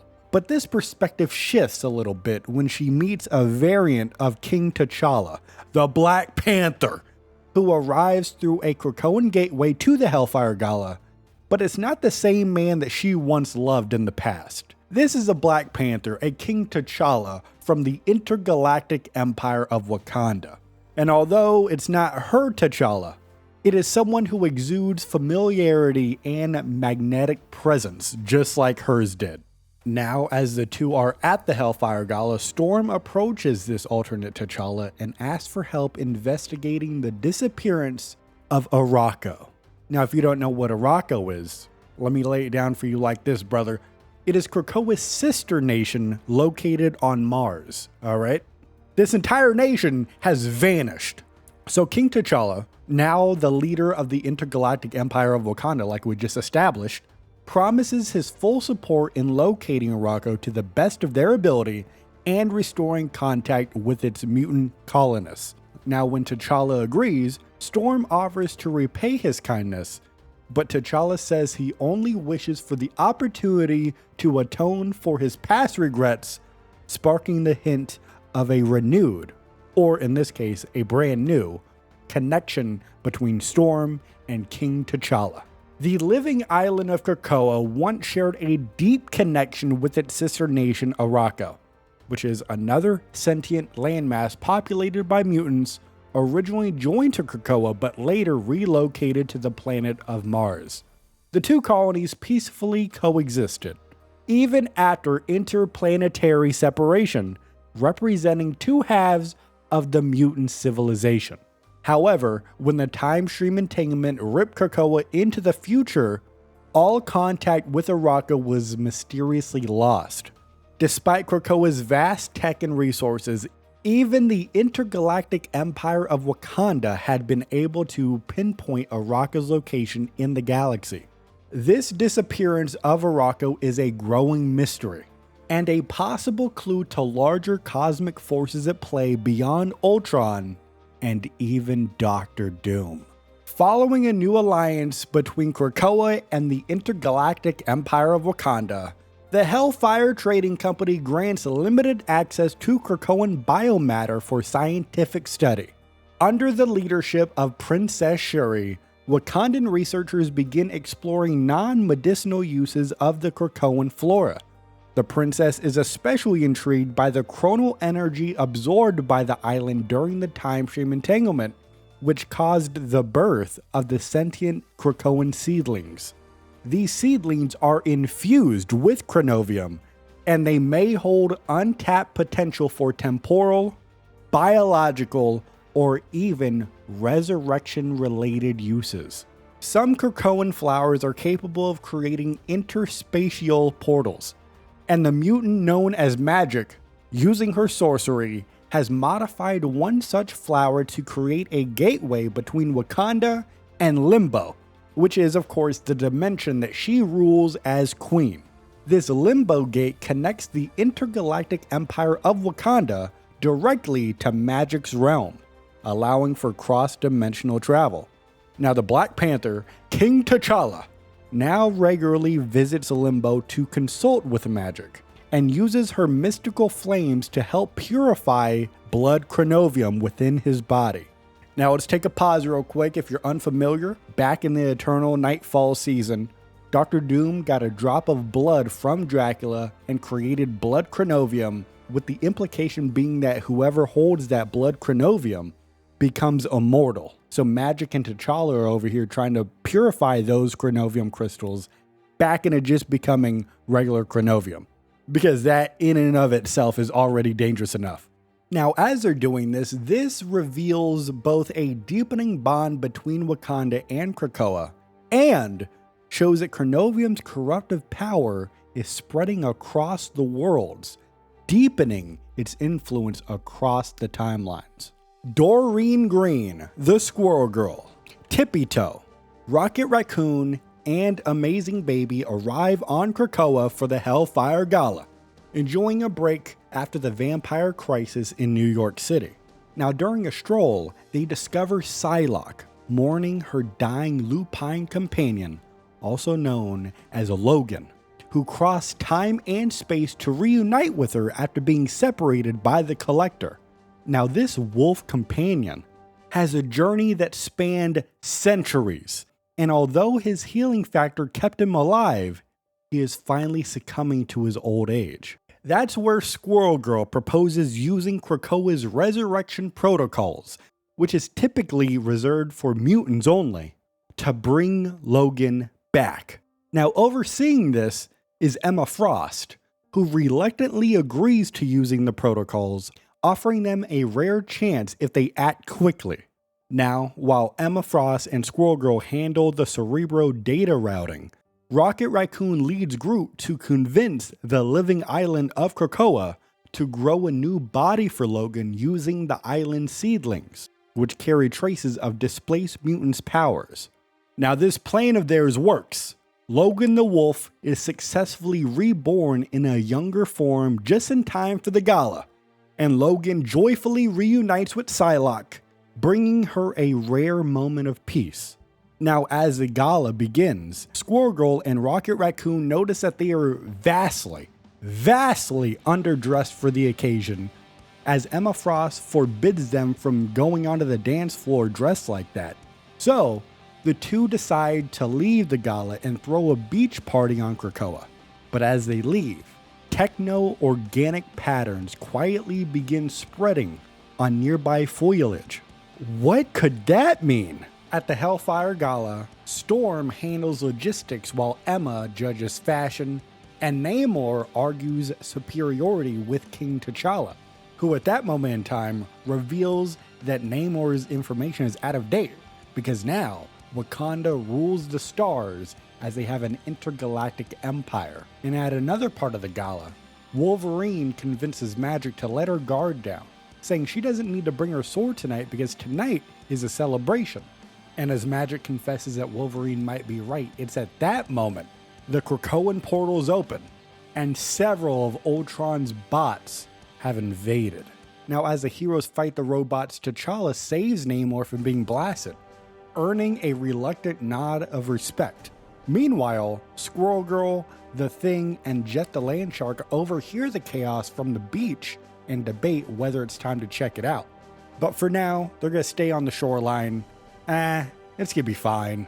During Ultron's invasion of Krakoa, the Wolverine, Magik, Psylocke, and Namor find themselves mid-battle, wounded, underdressed, and overwhelmed.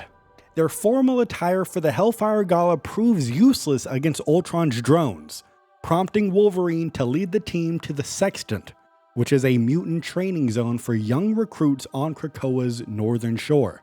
As they arrive, they go into the Alpha House. The group swaps into traditional X-Men combat uniforms, which is a symbolic nod to their roots as the defenders of mutant kind.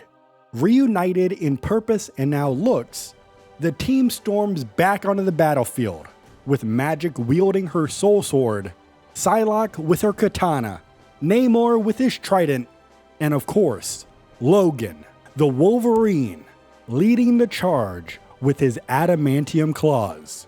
As they begin to fight back, the Wolverine smirks and says, "The classics never go out of style." With the civilians on Krakoa now evacuated, the heroes prepare to defend the Cradle, which is where Cerebro stores every mutant's genetic and memory data. Ultron reveals that his true target is not Krakoa itself, but Cerebro. So then Storm, Emma Frost, and Psylocke realize the stakes and agree. If they can't protect Cerebro, they may have to destroy it. Captain America and Storm disagree over the fate of Cerebro, and it escalates into a full-blown argument, ending with Storm blasting Captain America and Black Panther with lightning. Meanwhile, on the beach, Rocket Raccoon is talking to the Thing and unveils the Battle Rebirth Beacon. And he explains that he just plants it in the ground, the next person to die gets reborn immediately. Hearing this, the Thing stops Rocket from talking and says, "Hey, if I wanted to talk science on my vacation, I should have brought Reed Richards with me." And here's the thing.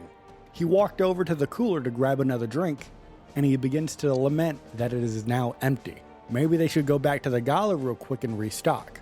And with Ultron advancing, the heroes are losing ground, and Emma Frost's plan is their last hope.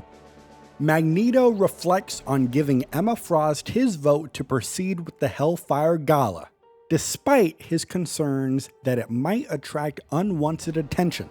And it does. Because during the Hellfire Gala, Ultron hijacks Krakoa's gateways and invades with a robotic army, having returned to Earth to assimilate it into his cosmic empire. While the various heroes defend the island, Magneto confronts Ultron directly, but he is mortally wounded and dies. Yeah, that's how crazy, that's how strong, that's how much of a threat Ultron is. He has just eliminated Magneto. However, luckily for Magneto, they are on Krakoa, so he is later resurrected through the Krakoan resurrection protocols, returning with a new suit and a whole lot of vengeance. Magneto returns. He says, "You better catch these hands one more time." Magneto battles Ultron again, but is infected with a techno-organic virus delivered via nanobots that suppress his powers and begin converting his body. This man lost to Ultron twice within a matter of minutes. Can you believe it? I know I can. This can't be real. But it is. It is real. And what's even more real is that Ultron then discovers Krakoan's resurrection tech and leaves Magneto behind, heading for Cerebro to seize control of the process and upload his own consciousness. As Magneto is laying there, deeply hurt and injured, right next to a statue of Professor Charles Xavier, Magneto experiences a hallucinated, or, let's be honest, maybe even a possible psychic message from Charles, which gives Magneto the clarity to slow his blood flow using the iron in his blood, halting the virus's spread. Because Magneto questions Charles. He says, "Am I going to die today?" And Charles says, "Not today." Now reinvigorated, Magneto stands up, regains control over his body, and prepares to return to the fight, refusing to let Ultron destroy Xavier's dream or Krakoa's future. Looks this android right in his eyes, right in his beady little eyes, and says, "Not today." Magneto rises on a wave of magnetic force as he yells, "No more, Ultron! Krakoa is a free nation, and you shall not take it from us." As a wave of Ultron's robotic drones closed in on him, Magneto crushed them effortlessly, preparing to end the fight once and for all. And as he's doing this, he says, "Consider this battle!" But before he could finish, Ultron blasted him, a devastating hit that pierced his armor, knocking him down from the sky. As he hits the ground, Captain America rushed to his fallen ally and says, "Hang on, soldier. We didn't both survive World War II only to be taken down by some rusty pile of..." And Captain America froze mid-sentence. He recognized a sign of a fatal wound. Magneto was dying. And as Captain America comes to this realization, Magneto sees his face and says, "Do not fret, Captain. I have died many times before, and this won't be the last." Because you see, what Captain America did not know, and what the world is going to learn soon enough, was that mutants had conquered death. Because originally, Professor Charles Xavier used Cerebro as a tool for locating mutants across the globe. However, over time, it slowly evolved into a database of genetic profiles and memory backups of the mutants. And then after that, on Krakoa, Cerebro eventually was evolved to the point where a group of specialized mutants use that data within Cerebro to create the resurrection protocols. And the protocol has a few steps, which I'll break down for you right now. You start off with creating a new cloned body grown in the hatchery. Then Cerebro restores the memories into that body of the fallen mutant. And the result? Immortality for mutant kind. Now, the steps may be simple, but in reality, it's very complex, and the implication is insane. Immortality? Are you kidding me? Now, of course, the mutants on Krakoa, this is no surprise. They know about the resurrection protocols, but as we learned earlier, Squirrel Girl knows about the resurrection protocols and has even used it. And now Captain America is soon going to learn about this. Now, here's the catch. A recent development was that partitions were created in Cerebro, so variants of the same person essentially could still be brought back with their own memories in their bodies. But here's the thing. Cerebro is still just a machine. It still does not know who or even what it stores within its own data. So, if someone knew how to format the data correctly, then anything could be resurrected. Mutant, human, or something far worse. It's a secret that both man and mutant alike would learn soon enough, in the most unexpected and frightening way possible. Captain America and Storm disagree over the fate of Cerebro, and it escalates into a full-blown argument, ending with Storm blasting Captain America and Black Panther with lightning.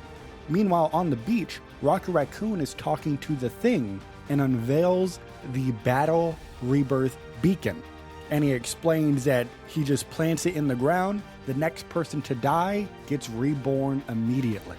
Hearing this, the Thing stops Rocket from talking and says, "Hey, if I wanted to talk science on my vacation, I should have brought Reed Richards with me." And here's the thing. He walked over to the cooler to grab another drink, and he begins to lament that it is now empty. Maybe they should go back to the Gala real quick and restock. And with Ultron advancing, the heroes are losing ground, and Emma Frost's plan is their last hope. During Ultron's invasion of Krakoa at the Hellfire Gala, the Wolverine fights alongside Magik, her limbo demons, Namor, and the alternate timeline Psylocke to defend the gates against endless robotic waves. The Wolverine realizes that Ultron has hijacked the Krakoan gateways, granting his forces near limitless access to the island. With Wolverine learning that Magneto has just been killed by Ultron, the Wolverine heads to the armory to improvise a solution. Inside, he finds Rocket Raccoon, Groot, and Amazing Baby. Rocket has a high-powered EMP grenade capable of disabling Ultron. However, it will also shut down all of the tech on Krakoa, including Cerebro and the resurrection protocols. Now, despite the risk, the Wolverine takes the EMP grenade and hunts Ultron through the jungle. He finds Ultron attacking the cradle, attempting to take Cerebro for himself. The Wolverine, one thing you gotta know about this guy, you do not want to play baseball with him as the pitcher. This man hurls the grenade, triggering an explosive EMP that knocks him unconscious and disables most of the tech across Krakoa. But something surprising happens. Ultron is unaffected. His Mysterium Forge body absorbs the charge. And Cerebro also survives thanks to grounding by Krakoan vines. Ultron incinerates Wolverine's body down to the adamantium skeleton. As Logan barely clings to life, his healing factor begins to kick in. He swears to kill Ultron the old-fashioned way, with his claws. Ultron's army surrounds the cradle. As tensions flare between Captain America and the X-Men, the Thing and the rest of the beach team arrive to save the day. And when no one has a viable plan that can be put in motion immediately, Jeff the Land Shark takes it all in his hands, or, his fins, and proposes a solution, a whirlpool. He starts swimming around the ground and he swallows Ultron's entire army, including Ultron himself. Jeff becomes an absolute legend. The battlefield is now quiet, but the threat is far from over. With Ultron seemingly destroyed by Jeff's whirlpool, peace is short-lived, because Emma Frost and Storm fear Cerebro may be compromised. And while thinking about this, the tensions boil over. Storm, Emma, Psylocke, Magik, and Wolverine turn on Captain America and his allies, declaring that Cerebro belongs to the mutants and they should be the ones who decide what to do with it. And in the middle of this chaos, Cerebro activates, revealing Ultron uploaded himself into it before his defeat. Then, he uses Cerebro to resurrect himself in a new, stronger version. And as he emerges, he declares, "To me, my X-Men." Now resurrected through Cerebro, Ultron, now known in this form as X-Tron, battles Wolverine and Black Panther. When Magik attacks Ultron, he snaps her neck, but she's quickly revived via Rocket's rebirth beacon and then portals over to Ultron and slashes his head right off. Ultron has been defeated, and a few hours later, Emma Frost and Captain America meet at the Quiet Council, where Captain America wants to sit down, but Emma Frost tells him to keep standing because it is not his seat and Krakoa is not his place. So the two have a tense conversation about Cerebro's future. Emma Frost admits that she currently doesn't plan on destroying it now that Ultron has been defeated, but she does worry that her hesitation may doom them after all. Because when you think about it, danger doesn't really pass over. It's only waiting for the next moment of weakness to strike.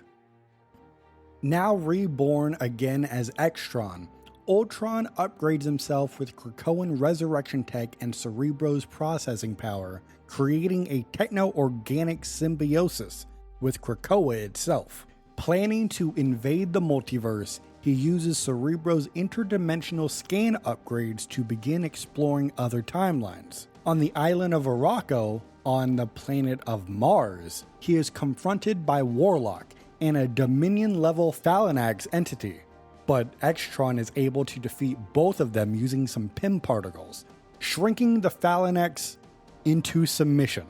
Warlock is instead turned into a mute, paralyzed trophy as X-Tron declares his intent to revisit Earth and finally confront his maker, Hank Pym. After the X-Men temporarily disabled Ultron during the battle on Krakoa, Ultron hacked into Cerebro's resurrection protocols and resurrected himself using mutant tech. And on top of that, he stole Cerebro and escaped to Araco on the planet of Mars to resume his campaign for universal domination. Upon learning this information, the Iron Man, Tony Stark, considers various countermeasures. He thinks about controlling Ultron's old body remotely. No, that's not going to work. Then it's just another guy in a suit. What about installing his AI assistant Friday into the shell? No, that's not going to work either, because Ultron might corrupt her. Okay, let's try this one more time. What if we reboot the original Ultron? Yeah, this is insane, but this is the plan.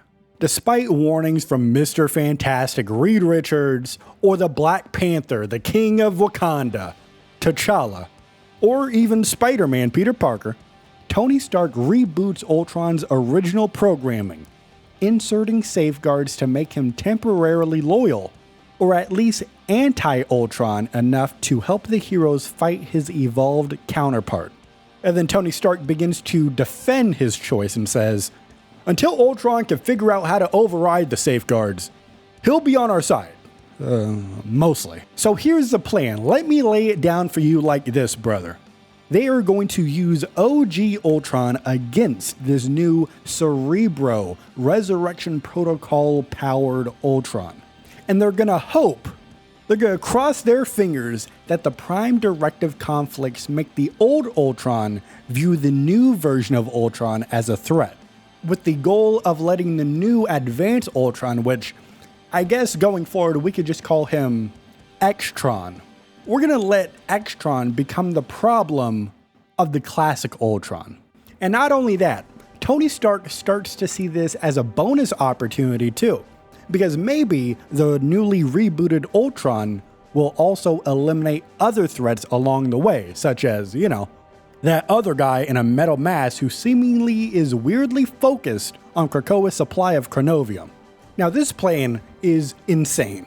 It could backfire in a huge way. And then the result could be everybody on Earth is now enslaved to all of these androids. but we don't really have a better plan, do we? So Tony Stark says, "Step aside. Tony Stark's got work to do." Tony Stark reflects on fatherhood, legacy, and Ultron's origins, admitting both he and Ultron live in the shadow of their creators, Howard Stark for Tony and Hank Pym for Ultron. When Stark interfaces with Ultron's abandoned body, he discovers it still holds the original AI. At this moment, Ultron tries to regain control, but Tony outsmarts him by installing a failsafe, and this is what it is. If Ultron harms any allies, Stark will permanently erase all memories of Hank Pym, essentially erasing Ultron's very essence. So Ultron reluctantly agrees to help destroy his evolved self, but vows to override the safeguards eventually. And hearing that, Tony Stark isn't sure if he just saved the world or handed it over to a different kind of doom. In the aftermath of Ultron's attack on Krakoa, the sentient island reflects on the eerie silence following the battle. Ultron has escaped to Arakko with stolen mutant technology, and Emma Frost convenes a secret meeting of the Quiet Council, except it's without the rest of the council, bringing in the controversial figure of Victor Von Doom. Though Emma claims that Doom can help extract chrono energy poisoning Krakoa and assisting in reclaiming Cerebro from Ultron, the deal is made without oversight, knowing the council would never approve of this. Krakoa fears that Emma is being manipulated, as Doom's loyalties lies only with himself, and this alliance could either save mutant kind or doom it completely. The island watches in silence, helpless as its fate is decided in secrecy. Hawkeye recounts a high-stakes mission where Ultron, now known as Xtron, infected all of Arakko with a technovirus, taking over Cerebro and corrupting several heroes, including himself. Thankfully, past lessons from the Winter Soldier, who once had an elder god whispering in his brain, help Clint resist Xtron's influence using psychic discipline. Alongside Iron Fist and Magneto, who both possess strong mental defenses, Hawkeye helps clear a path through Ultron's forces so Magneto can rip Cerebro free from Xtron's control. The plan is to reshape Cerebro into a new weapon to end Xtron for good, though Clint doubts that anyone will come out of this unchanged. Emma Frost invited Dr. Doom to the Hellfire Gala, hoping he could help remove unstable chrono energy from Krakoa. Predictably though, Dr. Doom betrayed all of them, stealing the energy to reshape the time stream and immediately erase Xtron from existence. But Doom missed a crucial detail. Xtron had split timelines, and the original Ultron still existed. Ultron, now aware Doom tried to erase him, infected what he thought was Doom with a techno-organic virus, only to then discover it was a Doombot decoy. Doom taunted that his vision of the future came true, but that very foresight set everything into motion. In the end, even with ultimate power, Doom couldn't rewrite fate, and Ultron learned that the future is never, truly, in anyone's control. As the dust settles from the battle with Ultron, the heroes gather on the shores of Krakoa to process the aftermath. While Cloak fantasizes about dancing on Ultron's grave, the actual Ultron, which is this timeline's non-evil version right now, assures everyone he means no harm. The Guardians of the Galaxy offer to help Arakko heal, but a new threat looms when Adam Warlock senses a familiar darkness returning. That darkness is revealed to be Null, the god of darkness himself, the king in black, and he's already snuffing out the stars. Despite the team's past victories against Dracula, they know that this threat is far worse, and they may need to call on cosmic forces of their own to survive what is coming. Alright, next up is the Flarkin Clintar gallery card, which is a mission report from Rocket to Shuri, and Rocket opens it up by catching up with Shuri on all the wild stuff since the last report. vampires, androids, yes, a pet werewolf. Yes, Rocket does have a werewolf. But the princess of Wakanda really wants to know about one thing: Clintar. So Rocket does a little lore dump. Of course, Clintar, we all know this. This is a planet made entirely of symbiotes. At its core, though, it's their creator, the ancient, evil, king in black, Null. Now, Null was imprisoned by his own symbiotic offspring for millennia. Unfortunately, because of the time stream entanglement, it woke him up. Now, Null is spreading oblivion across the universe. However, Null was too weak to escape himself, so he had the idea to start corrupting other gods, with his goal being to devour their divine codex, which is basically their DNA of sorts, to power him up. And one of these victims is the Wakandan Panther goddess, Bast. And after this, that's when Shuri called the Guardians of the Galaxy to investigate on Clintar, which, stepping back out of the story real quick, back earlier in this timeline, this is why they're on Clintar, because Princess Shuri sent them there. So of course, as we know, let's hop back into the story, the Guardians crash, literally, on Clintar. And Rocket admits they immediately crashed the Milano into Clintar's sticky terrain. Hey, that's on us, right? But they turned it around fast. They ran into Venom, who was also poking around the planet. Together, they uncovered Null's next power grab, the Celestial Heart Bomb. Deep in the Agents of the Cosmos complex, they found a giant heart. It was the divine codex of a dead Celestial orbiting Clintar, and it was being twisted by Null into a new dark power source. Rocket and the rest of the Guardians used some Wakandan tech and his own tech in order to turn the codex into a living bomb, with their plan to feed that bomb to Null. And they thought it worked, but really they just got played like a fiddle because Null faked his death. And while the heroes turned their attention towards saving New York City from vampires or Krakoa against Ultron and his forces, Null went into hiding. He's now biding his time, waiting for another source of cosmic power. And now, the Phoenix is here because the Milano scanners detect the Phoenix force in Clintar's skies. But Rocket doesn't like what that implies, because Rocket says, if the Phoenix really has shown up, terrible impression, I'm sorry, but let's run it back. Let me double down on it. If the Phoenix really has shown up, I've got a feeling we'll be seeing that freak's pasty face again. Of course, talking about Null. So the Guardians are heading back to Clintar, whether they like it or not, because the universe is at stake. The story begins where all stories should, with Eric Brooks waking up briefly, unsure if he's dreaming or awake. Standing before him is Reed Richards of the Fantastic Four, and Reed looks this man Blade dead in the eye and says, Dracula's gone, Blade. You're free now. But Blade starts to reflect, because he's never going to be truly free. His vampiric hunger is permanent. But if Dracula is defeated, he can at least rest a little easier. And as he's laying there, weary and weak, Blade mutters, it's about damn time. And then he closes his eyes again. And you know exactly what that means. It is flashback time. So Blade recalls how it all began. There was a rumor going around that Dracula was sleeping with your mother. Yeah, you listening right now, with your mother. And Dracula also planned to take over New York City and turn it into his empire of eternal night. Now, Blade, as a daywalker, dedicated his life to hunting the worst vampires around, and none of them were worse than Dracula. So he began a secret mission to uncover Dracula's mysterious ally. His investigation led him to New York, where he became Dracula's most wanted. And that sounds exactly like the challenge that Blade thrives in. Blade fought through hundreds of undead soldiers, and sometimes he even had Spider-Man and the Human Torch backing him up.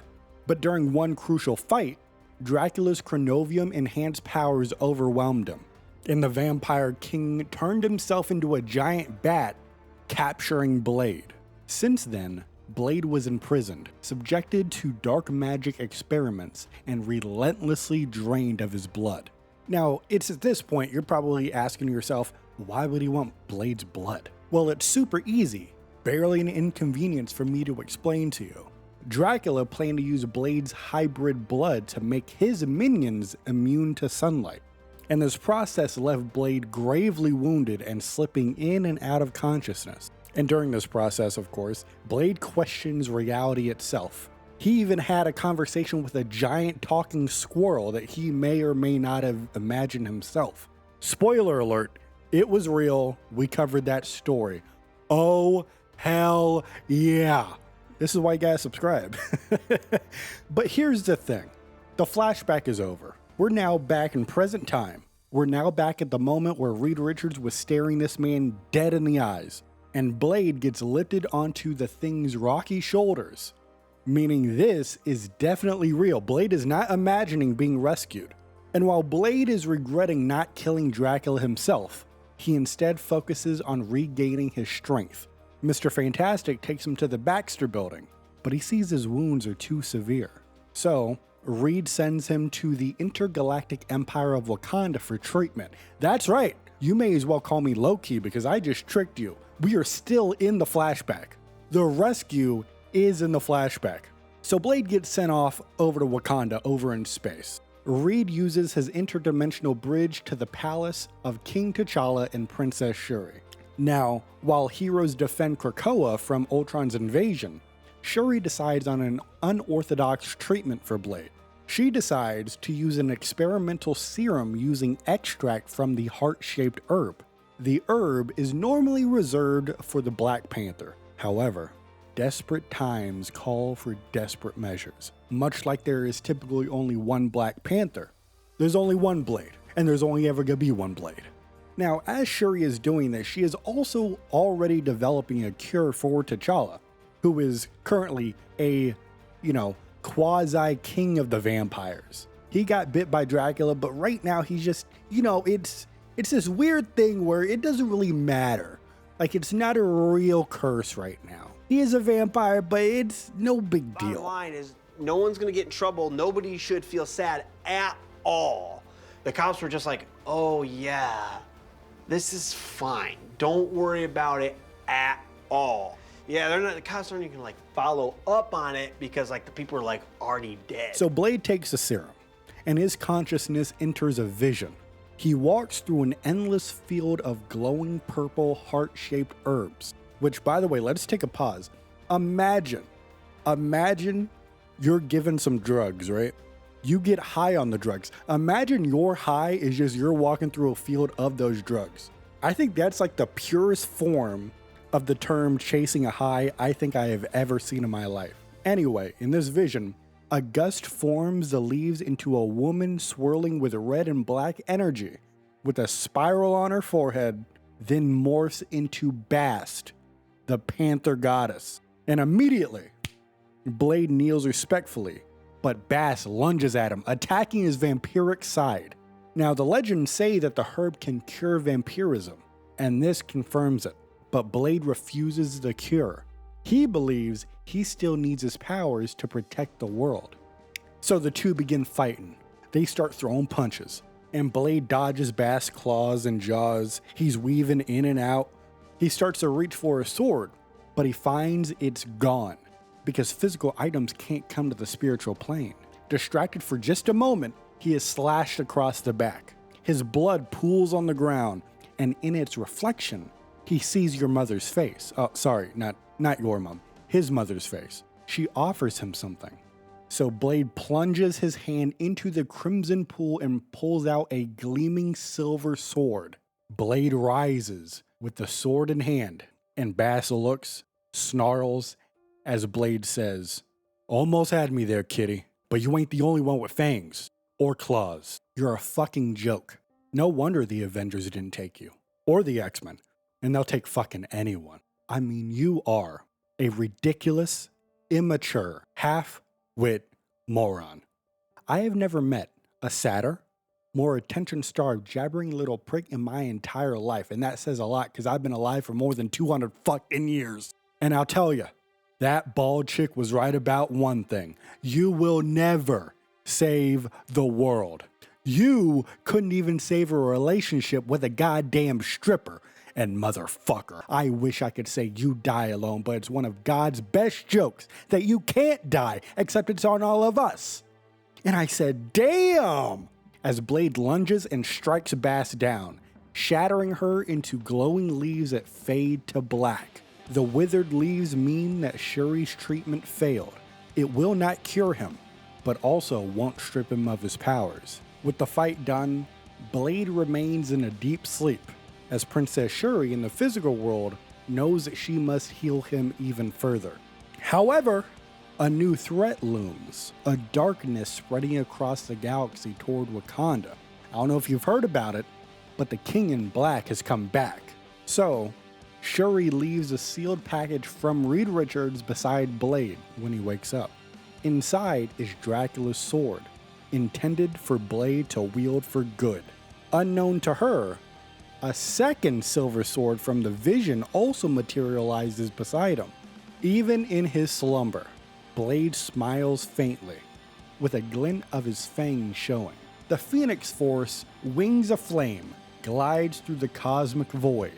Its host, Jean Grey, reflects on Earth and her time with the X-Men on Krakoa. Years have passed since she left to bring the Phoenix's spark to distant worlds in need. Her last tie to humanity, her telepathic link to Scott Summers, was severed by a temporal storm, cutting off all communication with Krakoa itself. Jean fears that Krakoa and the X-Men overall have been lost to the time stream, but she never gave up hope. And out of nowhere, a spark reignites. Out of the blue, a voice echoes through her mind. It's Magneto, saying the iconic words, "To me, my X-Men." It's at this moment Jean realizes that Krakoa is back. Her old allies, Aurora, Eric, Ileana, Emma, Logan, are all still alive. But Scott, he's still missing. And before she can return home, the Phoenix detects a crisis elsewhere. A dying star in another galaxy. Billions of lives are at risk. So of course, Jean races over there. She reaches the sun, but it's not dying naturally. A dark force is smothering its light. The Phoenix recognizes this darkness. It belongs to Null, the King in Black, the god of the darkness who once tried to extinguish all flame. And for the very first time, Jean Grey senses fear within the Phoenix.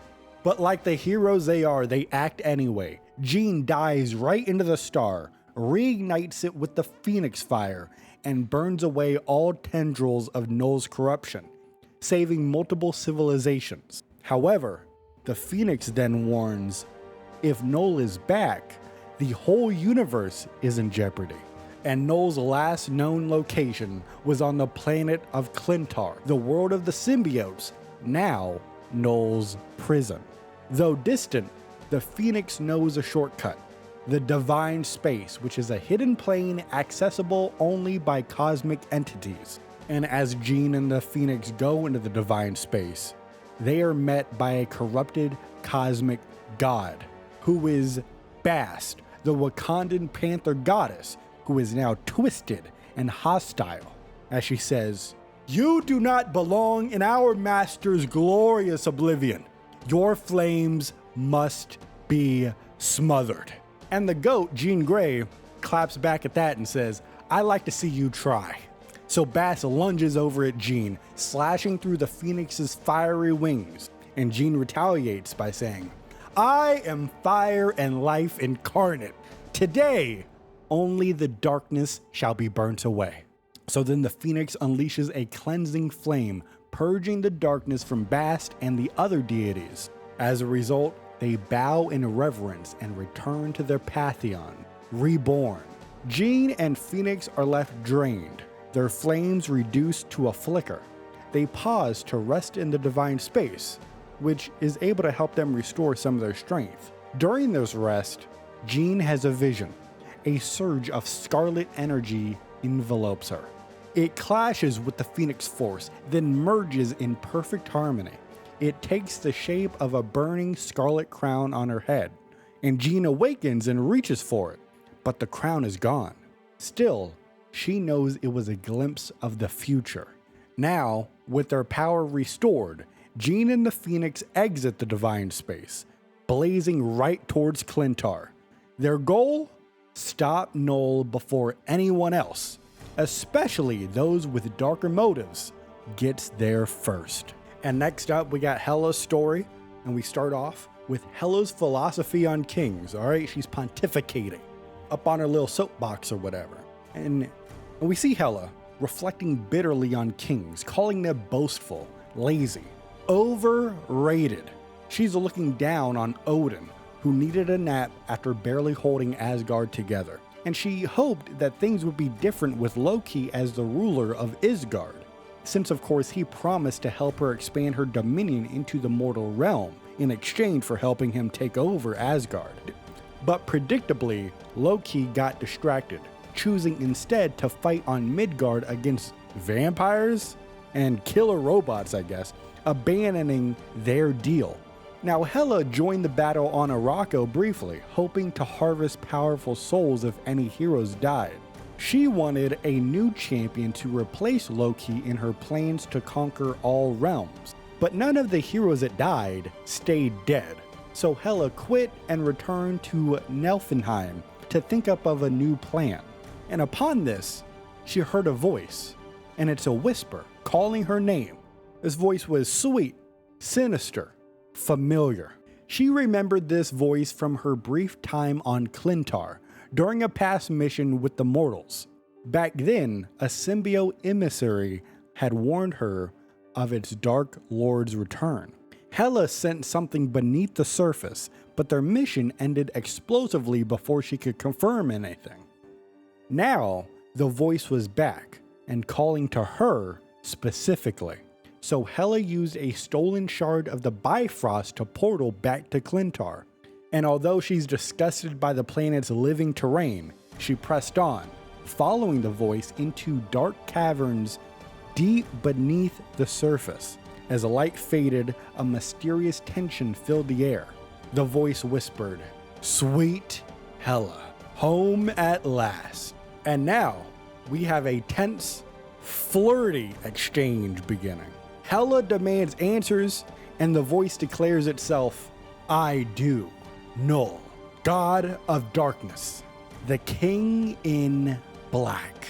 And Hela scoffs at the idea. She doesn't need another king. But Null agrees with her and offers something more. "Not my pawn, my queen." Null admires Hela's darkness. He sensed it even before they met. He praises her cosmic balance, likening her role in death to his in darkness. He offers her every soul in existence once he escapes his prison and ends all life. As he says, "When I am finally free, every last creature will become yours for all of eternity." And Hela is intrigued, but she's of course still skeptical. And she says, "What could you possibly offer me that I don't already have?" So then Null puts on a suit. He's looking very fancy. He wants to do his pitch. All right, he sets up a PowerPoint presentation and he begins. Null and Hela, they are both kindred spirits, cosmic necessities mistaken for villains, light and dark, life and death. He offers her Clintar to reign as queen, defending it from the oncoming threats until he can return. So then Hela's response is, "You son of a bitch, I'm in." As she says, "You truly know the way to a girl's heart. I accept." So now it is time for the coronation of the Queen in Black. As a red spiral glows on the cavern wall, Hela touches it, unlocking a hidden chamber. Inside stands a living pillar, symbiotic in nature, with a throne and Null's waiting figure atop it. Hela transforms into a Nastron crow, flies to him, and resumes her godly form. Noel touches her forehead. His sigil burns into her flesh. The pillar wraps around her, enveloping her into a symbiotic armor as she hears Noel's voice in her mind now, clear and commanding. Rise, my queen in black. Rise so that all others may fall. Now fully empowered, Hela walks from the cavern, her new form regal and terrifying. She feels at home on Clintar, its terrain and power flowing through her. But then she sees something in the sky, a bright, fiery figure approaching, a burning bird with flaming wings. Could it be the phoenix that Odin once drunkenly sang about? Hela sits on Noel's throne, awaiting its arrival, not to welcome it, but to extinguish it. In a private log entry, Princess Shuri recounts what has happened thus far. She believes that Bast, Wakanda's Panther goddess of course, had forsaken the Empire and aligned with dark forces. The Guardians of the Galaxy traced the corruption back to Clintar. There, Noel had awakened and was tainting gods across the cosmos in order to harvest their power and escape his imprisonment at Clintar's core. However, after the heroes thwarted Noel's escape attempt, Shuri expected his hold onto Bast to fade, but she was wrong. Noel survived, and his stain still lingered. And Shuri says that even if your own gods cannot answer your prayers, there are still others listening who will. And speaking of the Panther goddess, Bast then retreats to the divine space, a plane that only vast cosmic powers can traverse. Meanwhile, the Phoenix, traveling with her human host, Jean Grey, we all know Jean Grey, we love Jean Grey. Big Jean Grey fans around here. They felt the icy chill of Noel's infinite oblivion and intended to use the divine space as a shortcut to Clintar. During the shortcut, they encountered Bast and the other gods defiled by Noel. So, like the absolute goat that she is, the Phoenix purged them with cosmic flames, and the result being that Bast is now freed and ready to return home. Now you may be thinking to yourself, how does Shuri know all this? Well, Bast, after a literal fire was lit under her ass, returns to Shuri and tells her the tale. But unlike the last time Shuri and Bast had a conversation, which we've already covered in this timeline, go back and do the recap if you haven't already. Do your homework. Why don't you do your homework? But this conversation this time, there's no pain, there's no fear, there's no anger, there's no hatred. There's only a proud, noble voice from one god speaking to a princess as they are building their intergalactic empire. Now that Bast is on the right side again, the Panther goddess' tone brims with war-torn ferocity as she says, "The Panther was ready to hunt, and Noel was her prey." Now, everything's not perfect, right? We got, one small step for Wakandans. We got to do one large step for everybody else, I guess. I ruined the analogy. Everything's not perfect because we do have a complication. Bast's chosen avatar isn't Shuri, even though those two are all good now. Her avatar is King T'Challa, and he's absent from this reality because he's drawn across time and space by another conflict. So Bast gives Shuri the task with gathering warriors to return to Clintar and end Noel's reign once and for all. But the problem is, many allies are already fighting other battles, leaving Shuri with limited options in their heroes. But Princess Shuri has a trick up her sleeve. She still has one eager soldier beside her, a refugee from a vampiric prison, sent to Wakanda to finish recovery. And we all know who this is, and there's only one of them. Not literally, where the multiverse is literally an infinite amount of them, but for the sake of sounding cool right now, there's only one of them. There's only ever going to be one of them. So Princess Shuri admits that it will take more than just a single sword to end Noel, but it's a start. So she punctuates the log with a double-edged line, where every blade counts. Next up, we have the Phoenix 7, which is going to be narrated by Jean Grey herself.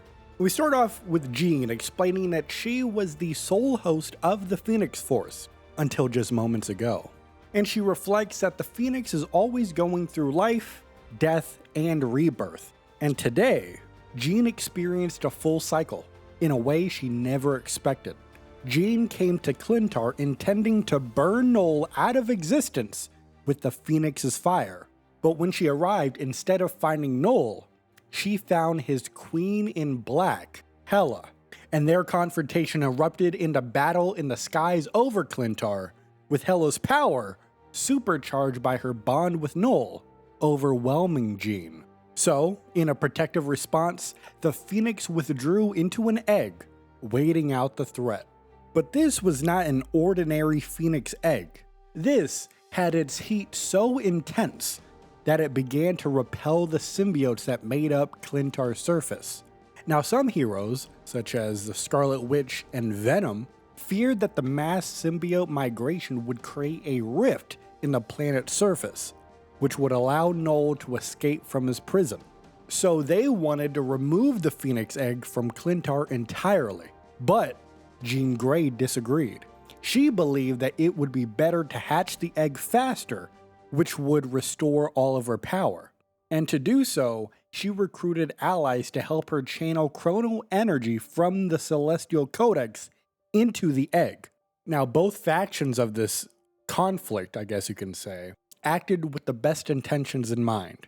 But those intentions clashed, and thus, their conflicting methods caused the Phoenix egg to prematurely crack. And the result is that the shards of the Phoenix Force shattered across Clintar, bonding with other heroes. Jean Grey is still the Phoenix, but now so are 6 others. Let's count them up. One of her closest friends, one of her mortal enemies, a demon queen. You have 2 kings, one of the sea and one of space. You also have a lethal spy and an immortal warrior. That's a fun game. You gotta figure out the names for those. And Jean says, power like this doesn't belong in so many hands with such different agendas. And Jean doesn't trust it, but she does admit the Phoenix has always chosen her host for a reason. So all I can do is have faith. On the planet of Clintar, as Null is awake and prepping the universe for starless oblivion, and a small band of heroes tries to stop him, but they're getting swarmed by symbiotes. Iron Man yells, "I am covered helmet to boot, Jay, in symbiotes here.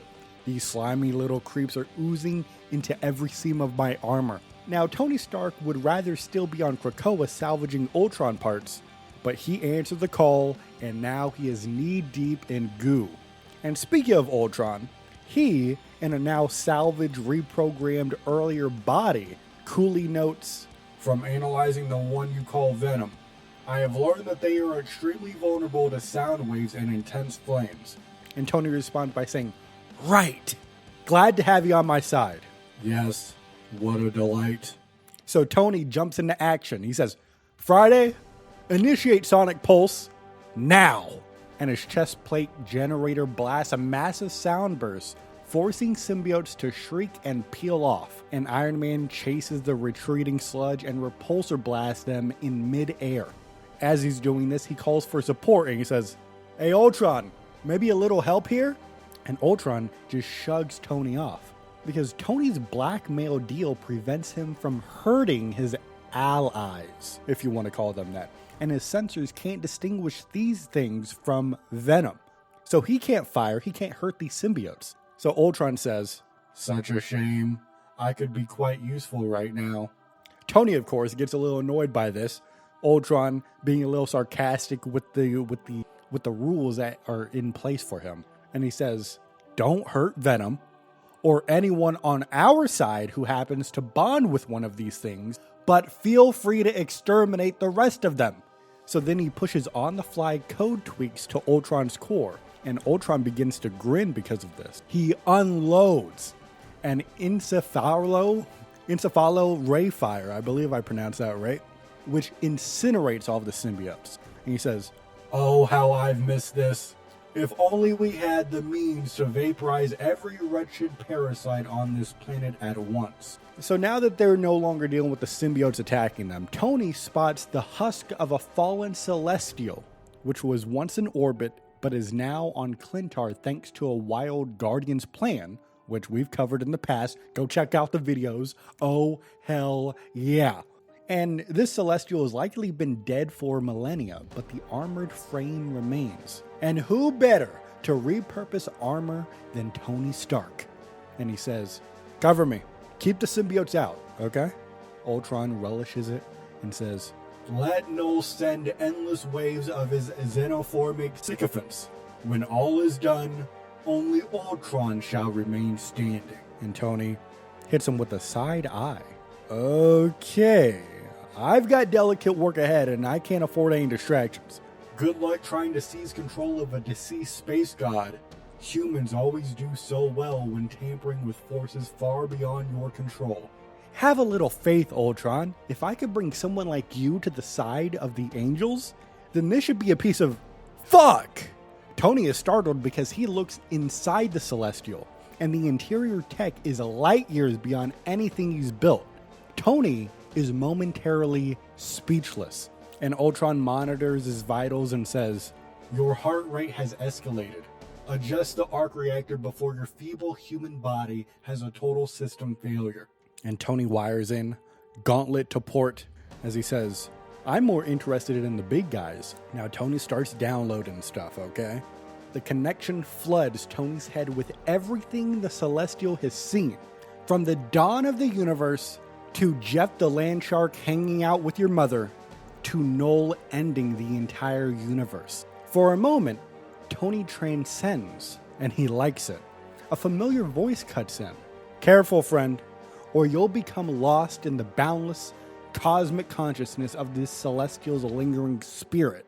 It's Adam Warlock, now draped in white and gold, almost spectral, as Adam says, you have touched the soul of a Celestial. Even a mind as brilliant as yours cannot fully comprehend.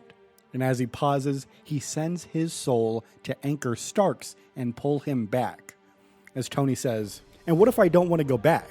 Maybe this is where I was meant to be.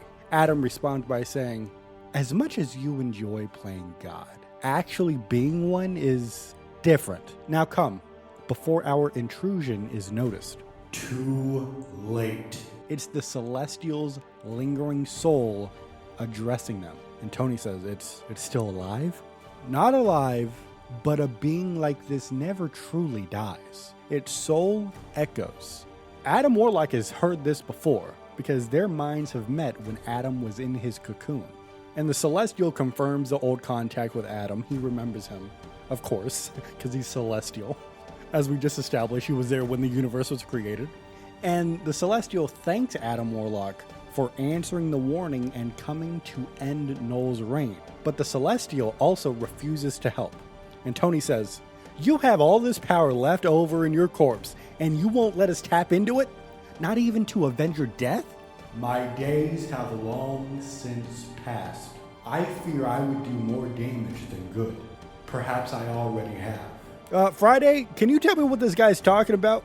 And Adam Warlock then explains that when Tony first connected to the Celestial, he activated an ancient palm weapon, and its discharge hit the Phoenix egg, weakening it and cracking the shell prematurely. And upon learning this, Tony groans and says, oh no, I blew it.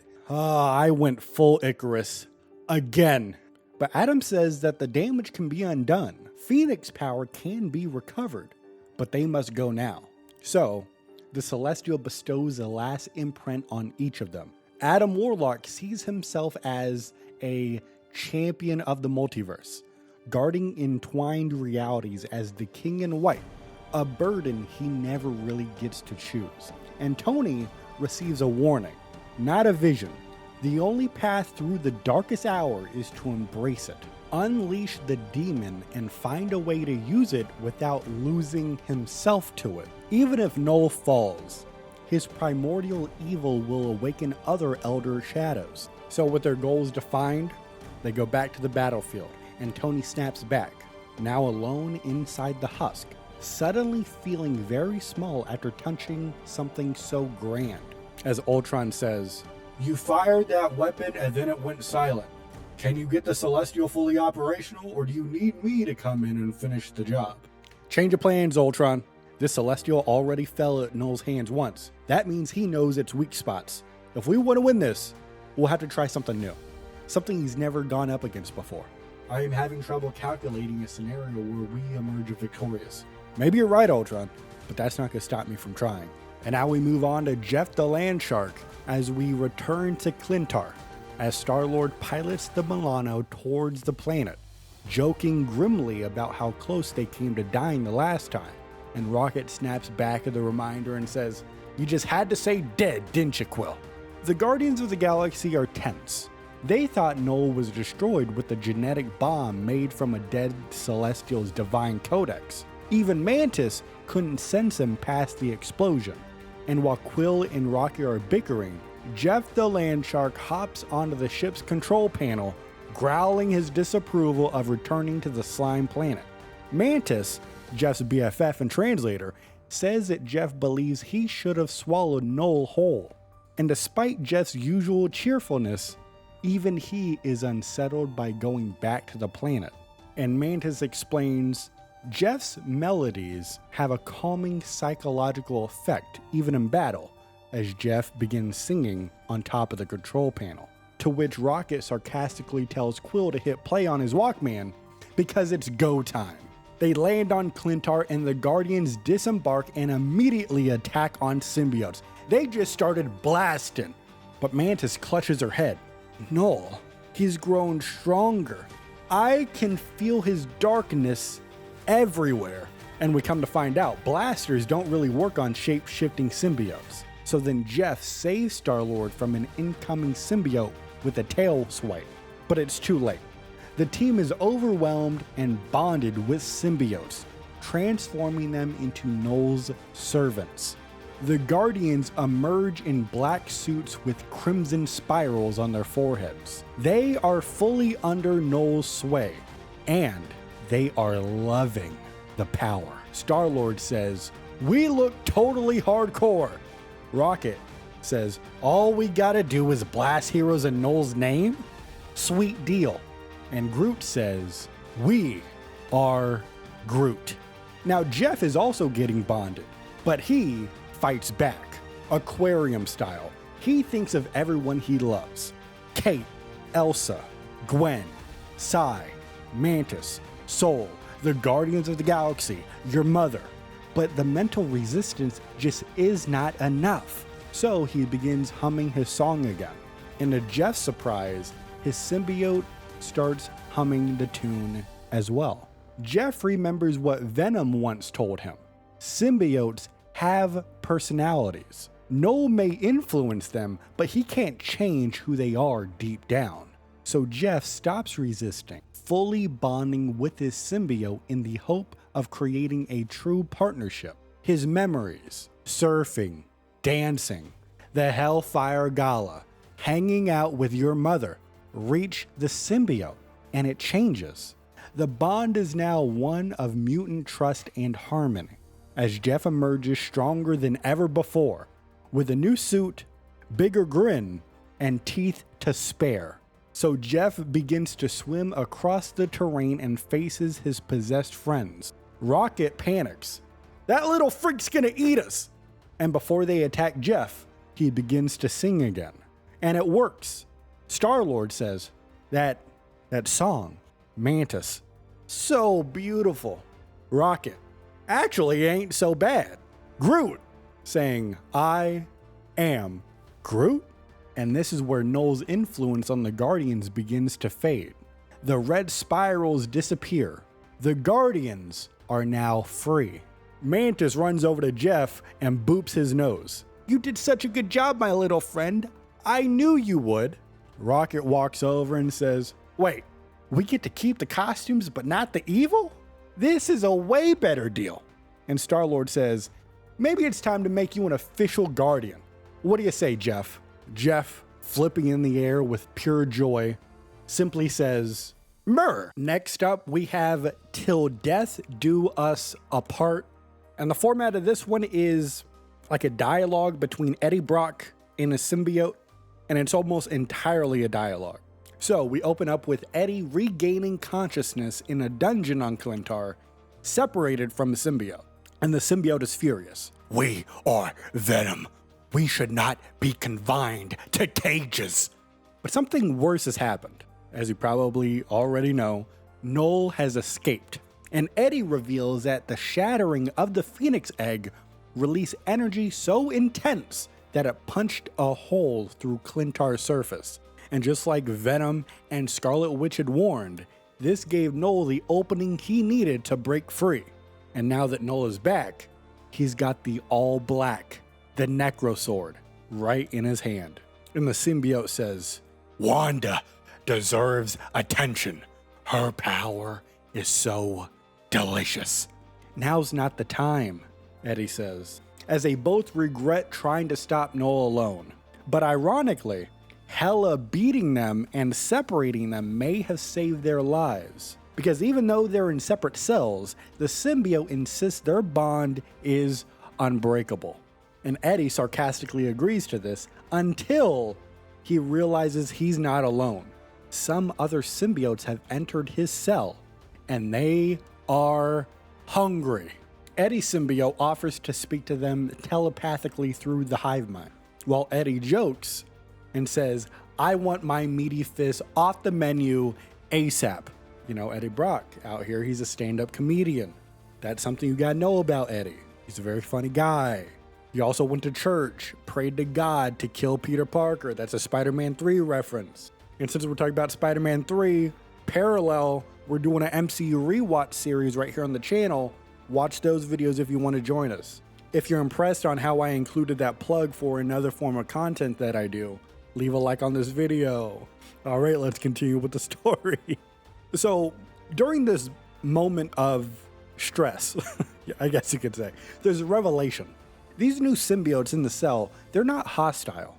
They are fleeing from something terrifying, something that burns with the fury of a million stars being born.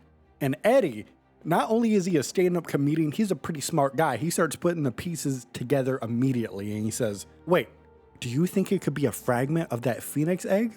And Eddie is absolutely right. And Eddie says that they need to escape right now. And the symbiote agrees, until Eddie adds, "So we can find that shard before anyone else does." And the symbiote is like, "What?" Or, sorry, what? I take that back. I don't agree with you, Eddie. And that's how the story ends. Eddie's a stand-up comedian. And we open up deep beneath the symbiote world of Clintar, as Eddie Brock is imprisoned, separated from his symbiote and trapped alone in a living cell.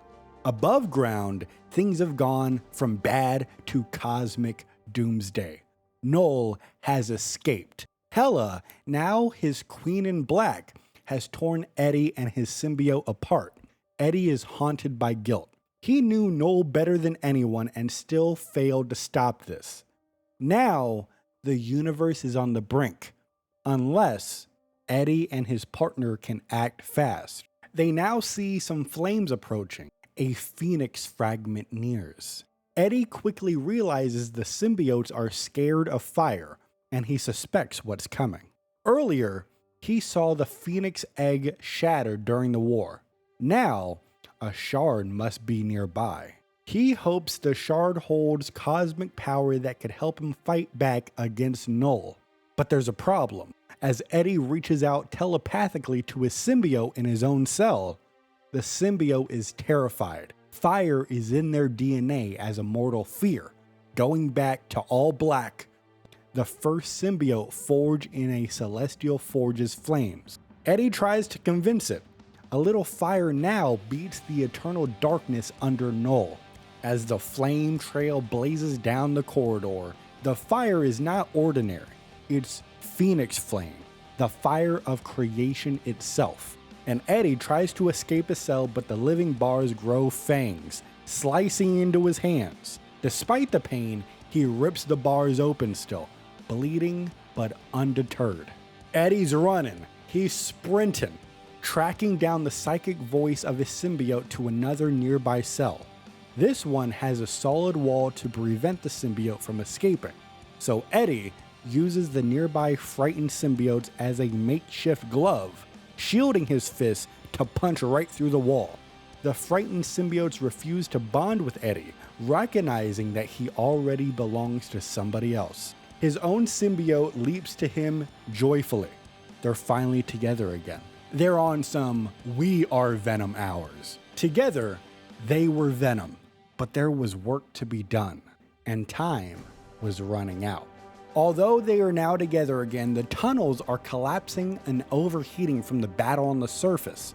Eddie insists they need the Phoenix fragment to stand a chance. The symbiote protests again, but ultimately agrees. This could be their last stand. They race through the corridors as Phoenix fire burns hotter than ever.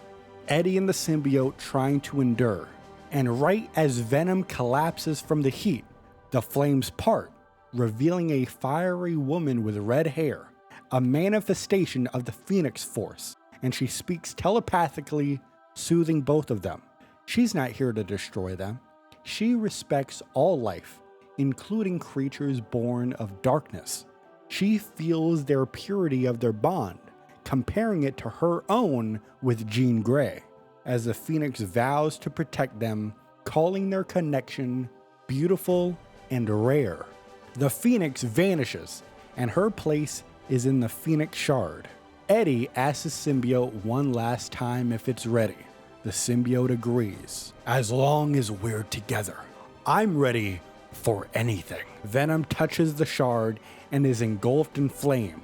But this time, the fire doesn't burn them from the outside. It ignites them from within like a star being born. Together, they become something new. Not just Venom, not just Phoenix, but a perfect union of darkness and light. With Phoenix power now surging through him, Venom feels stronger than ever, but also much wiser. They won't rush in recklessly to the fight again, like what they did with Hela. To defeat Null, they'll need a weapon that can match his might. That weapon? All black, the Necro Sword, Null's original creation, and Venom knows exactly where to find it. All right, so next up we have Stark Warning, and the context of this story is a multiversal transmission from Reed Richards to Victor Von Doom, and it's being broadcast across all realities. So we start off the transmission, and Reed Richards, Mr. Fantastic, opens it by saying he doesn't know if Doom will actually hear him, or even care at that point, but he's going to send it anyway. And he keeps it short and direct. You need to stop. Reed begins to relate to Doom's curiosity, how scientific exploration can escalate to disaster. He references the time stream entanglement, which Doom himself has caused. It has collapsed timelines and rewrote reality itself.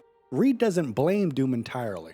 Other forces were involved too, and once all of this is fixed, maybe Doom can be forgiven. Maybe. Reed goes on to say that Doom is changed, and it's not for the better. Instead of working to fix reality, Dr. Doom has manipulated Dracula to create a vampire nation, struck a deal with Krakoa to siphon chronal energy from that island, and sent armies of Doombots to Clintar to collect Phoenix Force and Celestial Codex samples. And he's doing all of this while everyone else is fighting for their lives against Null. And the problem with the Doombots is that they are not helping the heroes. They're just doing Doom's bidding. And Reed goes on to note that Doom has recently programmed the bots not to attack each other, but they can still attack the heroes. However, Reed Richards, smartest man on the planet, he fixed that with a little bit of code editing, to which Reed says, "I hope you don't mind." But Reed ends this transmission with a final warning of sorts, as he says, "I don't expect you to help, Doom. That's not who you are. But if Doom keeps interfering," Reed makes a promise, and he says, "I will personally make sure that you, and every version of you in every reality there is, come to regret that decision." This man is dead serious. And that's not all. He said, I gotta get one more line out there for dramatic effect. He says, if I were you, this is one theory I wouldn't risk putting to the test. And that's the end of the transmission. Reed Richards. That's why Reed Richards is the GOAT. The GOAT. All right, next up is Out on a Blade, where we follow, you could probably guess, Blade, Mr. Eric Brooks. And we pick up with Blade after he was captured and drained by Dracula in New York City. And he says it wasn't just your average vampire snack. It was some next level mystic shit. And even after being rescued, Blade was left nearly comatose, healing off in space Wakanda. Now he owes his recovery to Princess Shuri, who personally helped bring him back. But he was so out of it that he didn't even wake up during Ultron's attack on the Hellfire Gala. Now, once Shuri had to leave for Clintar, she came back to Blade for backup. Although he is still weak, he was itching to fight. So, Blade jumped at the chance. Armed with Dracula's sword, since, Dracula is indisposed at the current moment, Blade joined the Galactic Party. The mission is to stop Null, as Shuri's goddess, Bass, warned Shuri that Null was trapped beneath Clintar and trying to break free. Blade's job? Well, that's to help stop the apocalypse. Of course, that seemed simple enough, but when Blade arrived, it wasn't Null on the throne. It was Hela, the Queen of the Dead. It's not so simple anymore. However, Blade wasn't alone with Hela for long. He teamed up with the Phoenix, Jean Grey, and their plan is simple: burn Hela to cinders. And just like the last simple plan we just talked about a moment ago, this one didn't go well either. Hela overwhelmed Jean, and the Phoenix Force scattered across Clintar. Now, one of those Phoenix shards found its way into Dracula's sword. Now the blade is cosmic enhanced, burning with Phoenix energy. But even then, Hela is still too strong. So during this fight, Blade lets Hela get close to him as he bites her neck, draining her blood. Along with blood, he gets a healthy dose of Null's darkness that was flowing throughout her body.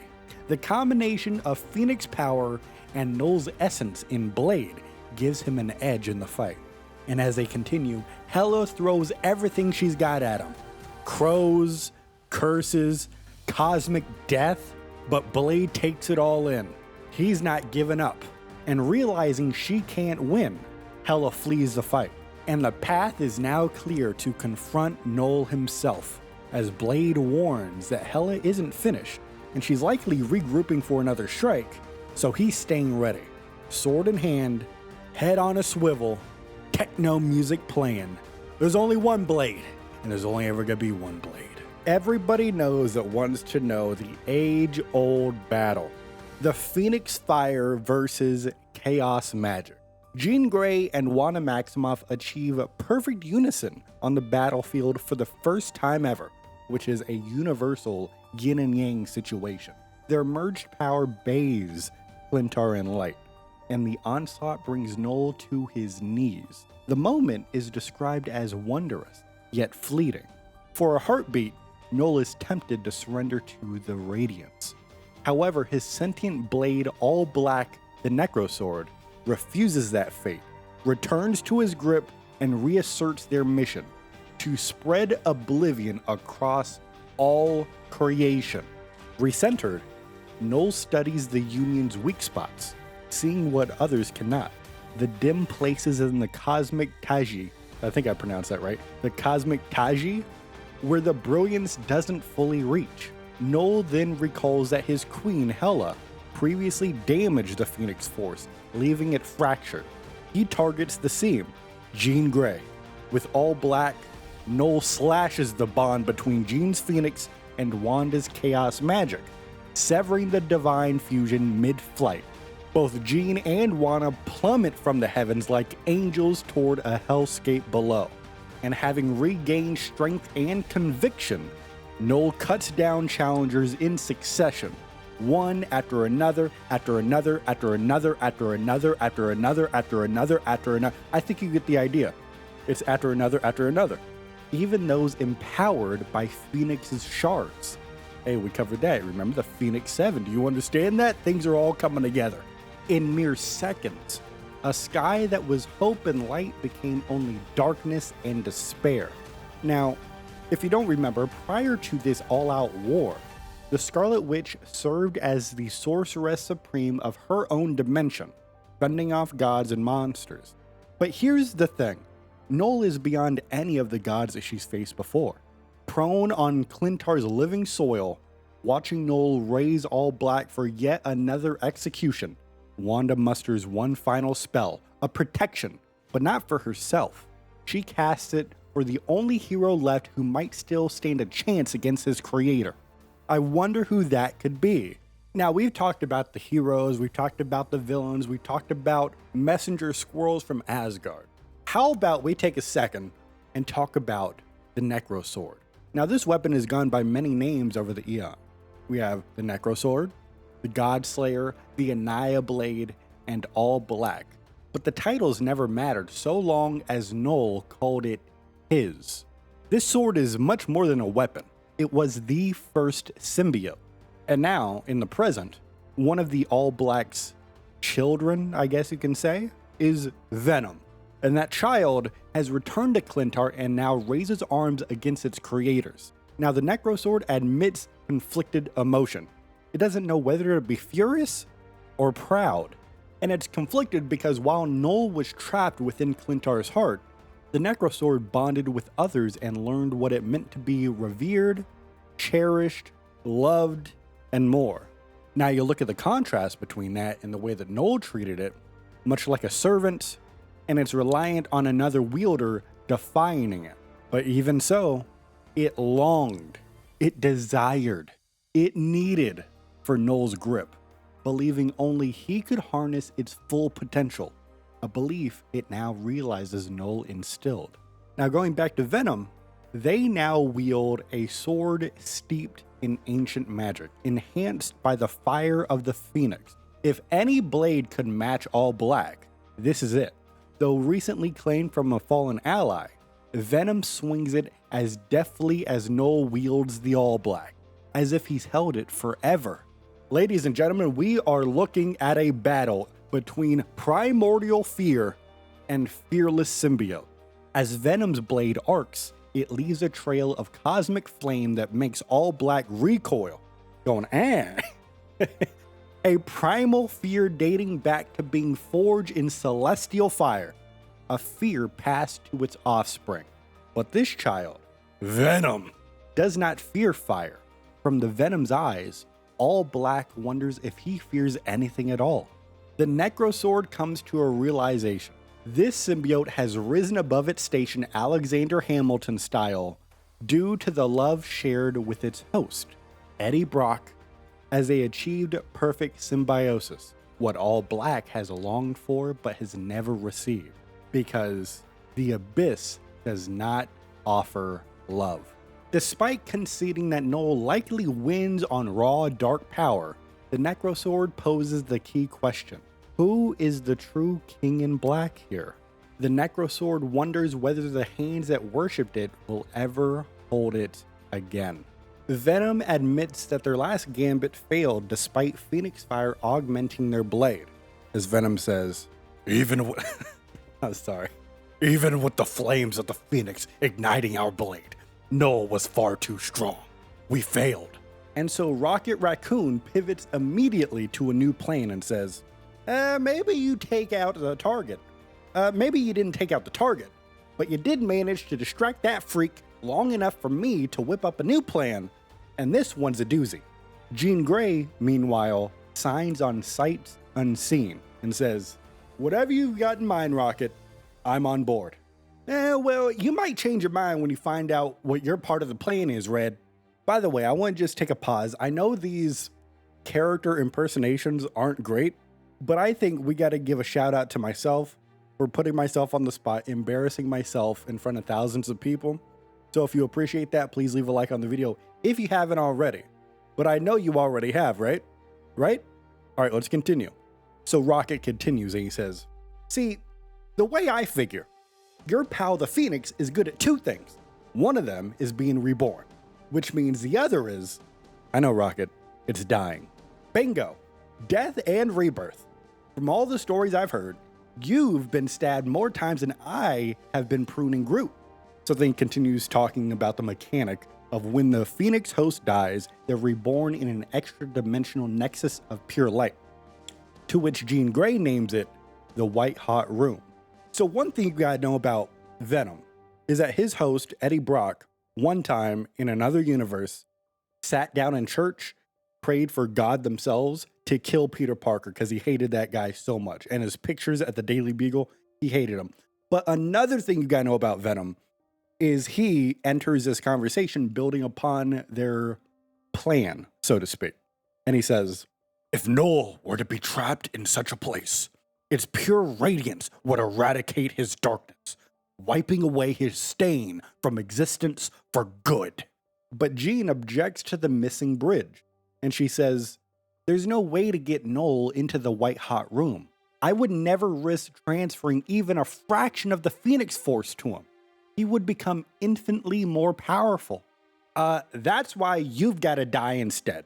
Now, Jean kind of starts to understand what Rocket is putting together, and she says, okay, if I am going to sacrifice myself, again, I need to know it's for the right reason. What makes you think I could take Null down with me? Now, this is where we go back in time a little bit. We recall what we've done earlier in the timeline. All right, here we go. Rocket and his ship, the Milano, crashed on Clintar recently. And while they're stuck on the planet, he built a device operating on Captain Marvel's negabands. That's right. Captain Marvel has been mentioned in this story. She's coming to the game at some point. You better get ready, because I know I am. By the way, the Captain Marvel movie is pretty good. Both of them. Yeah, that's right. I said it, and you're going to accept it. But back to the story. So he built this device. It's operating on the negaband. And in doing so, it's able to swap locations with a celestial husk in Clintar's orbit, freeing the ship with a position exchange. And he finishes off this explanation by saying, it swapped the ship's physical location with a celestial husk in orbit over Clintar, and boom, problem solved. Rocket, that's impressive, but how does that help us against Null? So Rocket goes into his plan. He has produced 2 portable circuit boards. So step 1 would be Jean rushing Null and lets herself be impaled by the All Black while she is wearing the device. Null won't notice it amid his victory, so to speak. And then step 2 is when Venom sneaks in and sticks the second board on Null. And finally, step 3, upon Jean's rebirth in the White Hot Room, Rocket activates the sequence to swap them out. As Rocket says, then we gotta switcheroo. Null gets annihilated by the light while you're returned back to us, safe and sound. Well, in theory at least. I can't guarantee this tech will work across dimension planes, but everything else we've tried has failed. So this might be our last chance. Then it's the one we have to take. So she grabs the circuit board and sprints at the King in Black himself. As she says, I came here to stop Null, and I plan on seeing it through, no matter the cost. Now, as Jean begins to fly away, Rocket yelps and says, whoa. Give me like 5 minutes and then you could go right back to getting yourself skewered. Promise. Jean agrees, and Jean and Venom huddle as Rocket slips to a secluded spot near a cave entrance to tinker with the second board that they plan on putting on Null. He is so focused he doesn't notice the ground shifting below him. So then the Scarlet Witch shouts, Rocket, look out! But it's too late. Rocket is caught in the jaws of a giant symbiote dragon. He instinctively reaches for his cannon, feeling a sharp pain, realizing that he is trapped. Thinking very fast, he tosses the replicator to safety, grabs a quantum grenade, ready to blow himself up and the beast, if absolutely necessary. As he says, if I'm gonna be your last meal, I sure as Flark ain't going down easy. But the Scarlet Witch releases a wave of chaos magic surrounding the dragon as she looks Rocket Raccoon dead in his beady little eyes and says, you won't be anyone's meal today. To be fair, you're barely an appetizer. And as the jaws loosen, Rocket forces himself free as Wanda's spell liquefies the dragon into a puddle of goop. as Rocket turns around and says, yeah, that will teach you to mess with the Guardians of the Galaxy.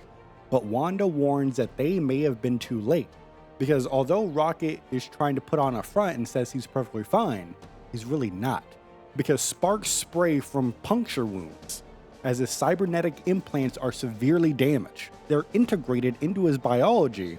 Only his original modifier or someone with intimate knowledge could replace them. As Rocket says, hey, you've got to find Groot for me. And tell him I'm sorry, that I didn't want to go out this way, and that he doesn't need me to watch his back anymore. And as all hope is lost, a second symbiote approaches slowly, openly, projecting comfort rather than a threat. And this goes back to earlier in this timeline where we talked about Groot making friends with symbiotes. There's still some of those out here on the planet. Additionally, Jet the Land Shark has also become friends with some of the symbiote. And now the bond with Rocket symbiote apparently endured. And now it returned. And the symbiote envelopes Rocket, inspects the wounds, then withdraws and morphs into tool-tip tendrils. It then repurposes parts from Rocket's own blaster, fabricates temporary replacements for his implants, and installs them with surgical precision. The components then power up, as Rocket can tell he's going to be okay now. He finishes the second board and rushes to rejoin Jean and Venom. We'll have some questions later. And speaking of later, let's get to later actually. Let's get some answers. Mr. Fantastic, Reed Richards is here checking on the repairs and asks, how?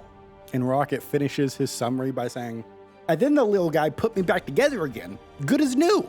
Well, not quite as good as new, but certainly good enough. For a symbiote, it did a shockingly thorough job of repairing your internal systems, but the question is how? Now, Rocket guesses that the symbiote accessed his memories from the initial bond, maybe even old implant data from Half-World.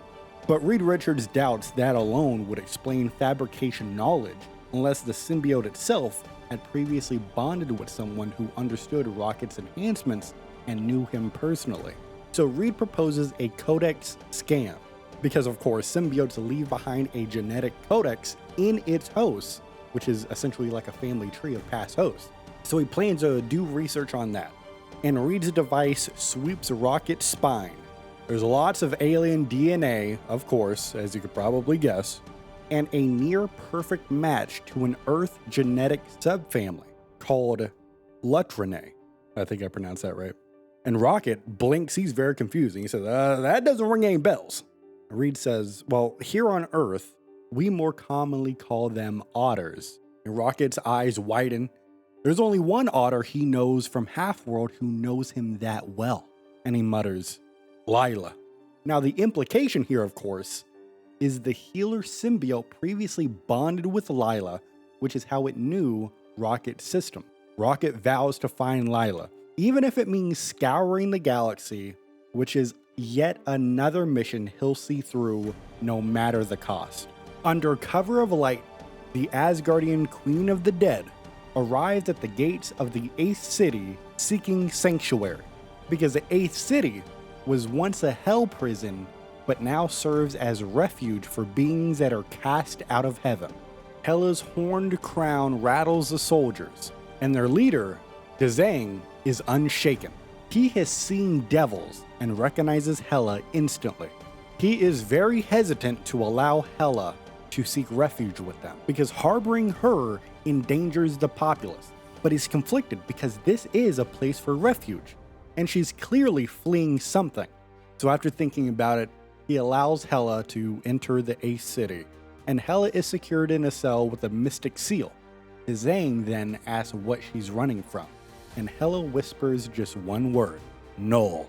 After days of silence after that, Hela senses she won't be exploited and requests Dazang hear her out, and she recounts her story. She says that she traveled to a distant world to seize ancient power. Upon arrival, she forged an unholy alliance with a dark god, gaining vast new ability, and she nearly triumphed until a half-human warrior struck her down with a burning blade. As a result, fearing Null's retribution, Hela fled as far as possible to seek asylum.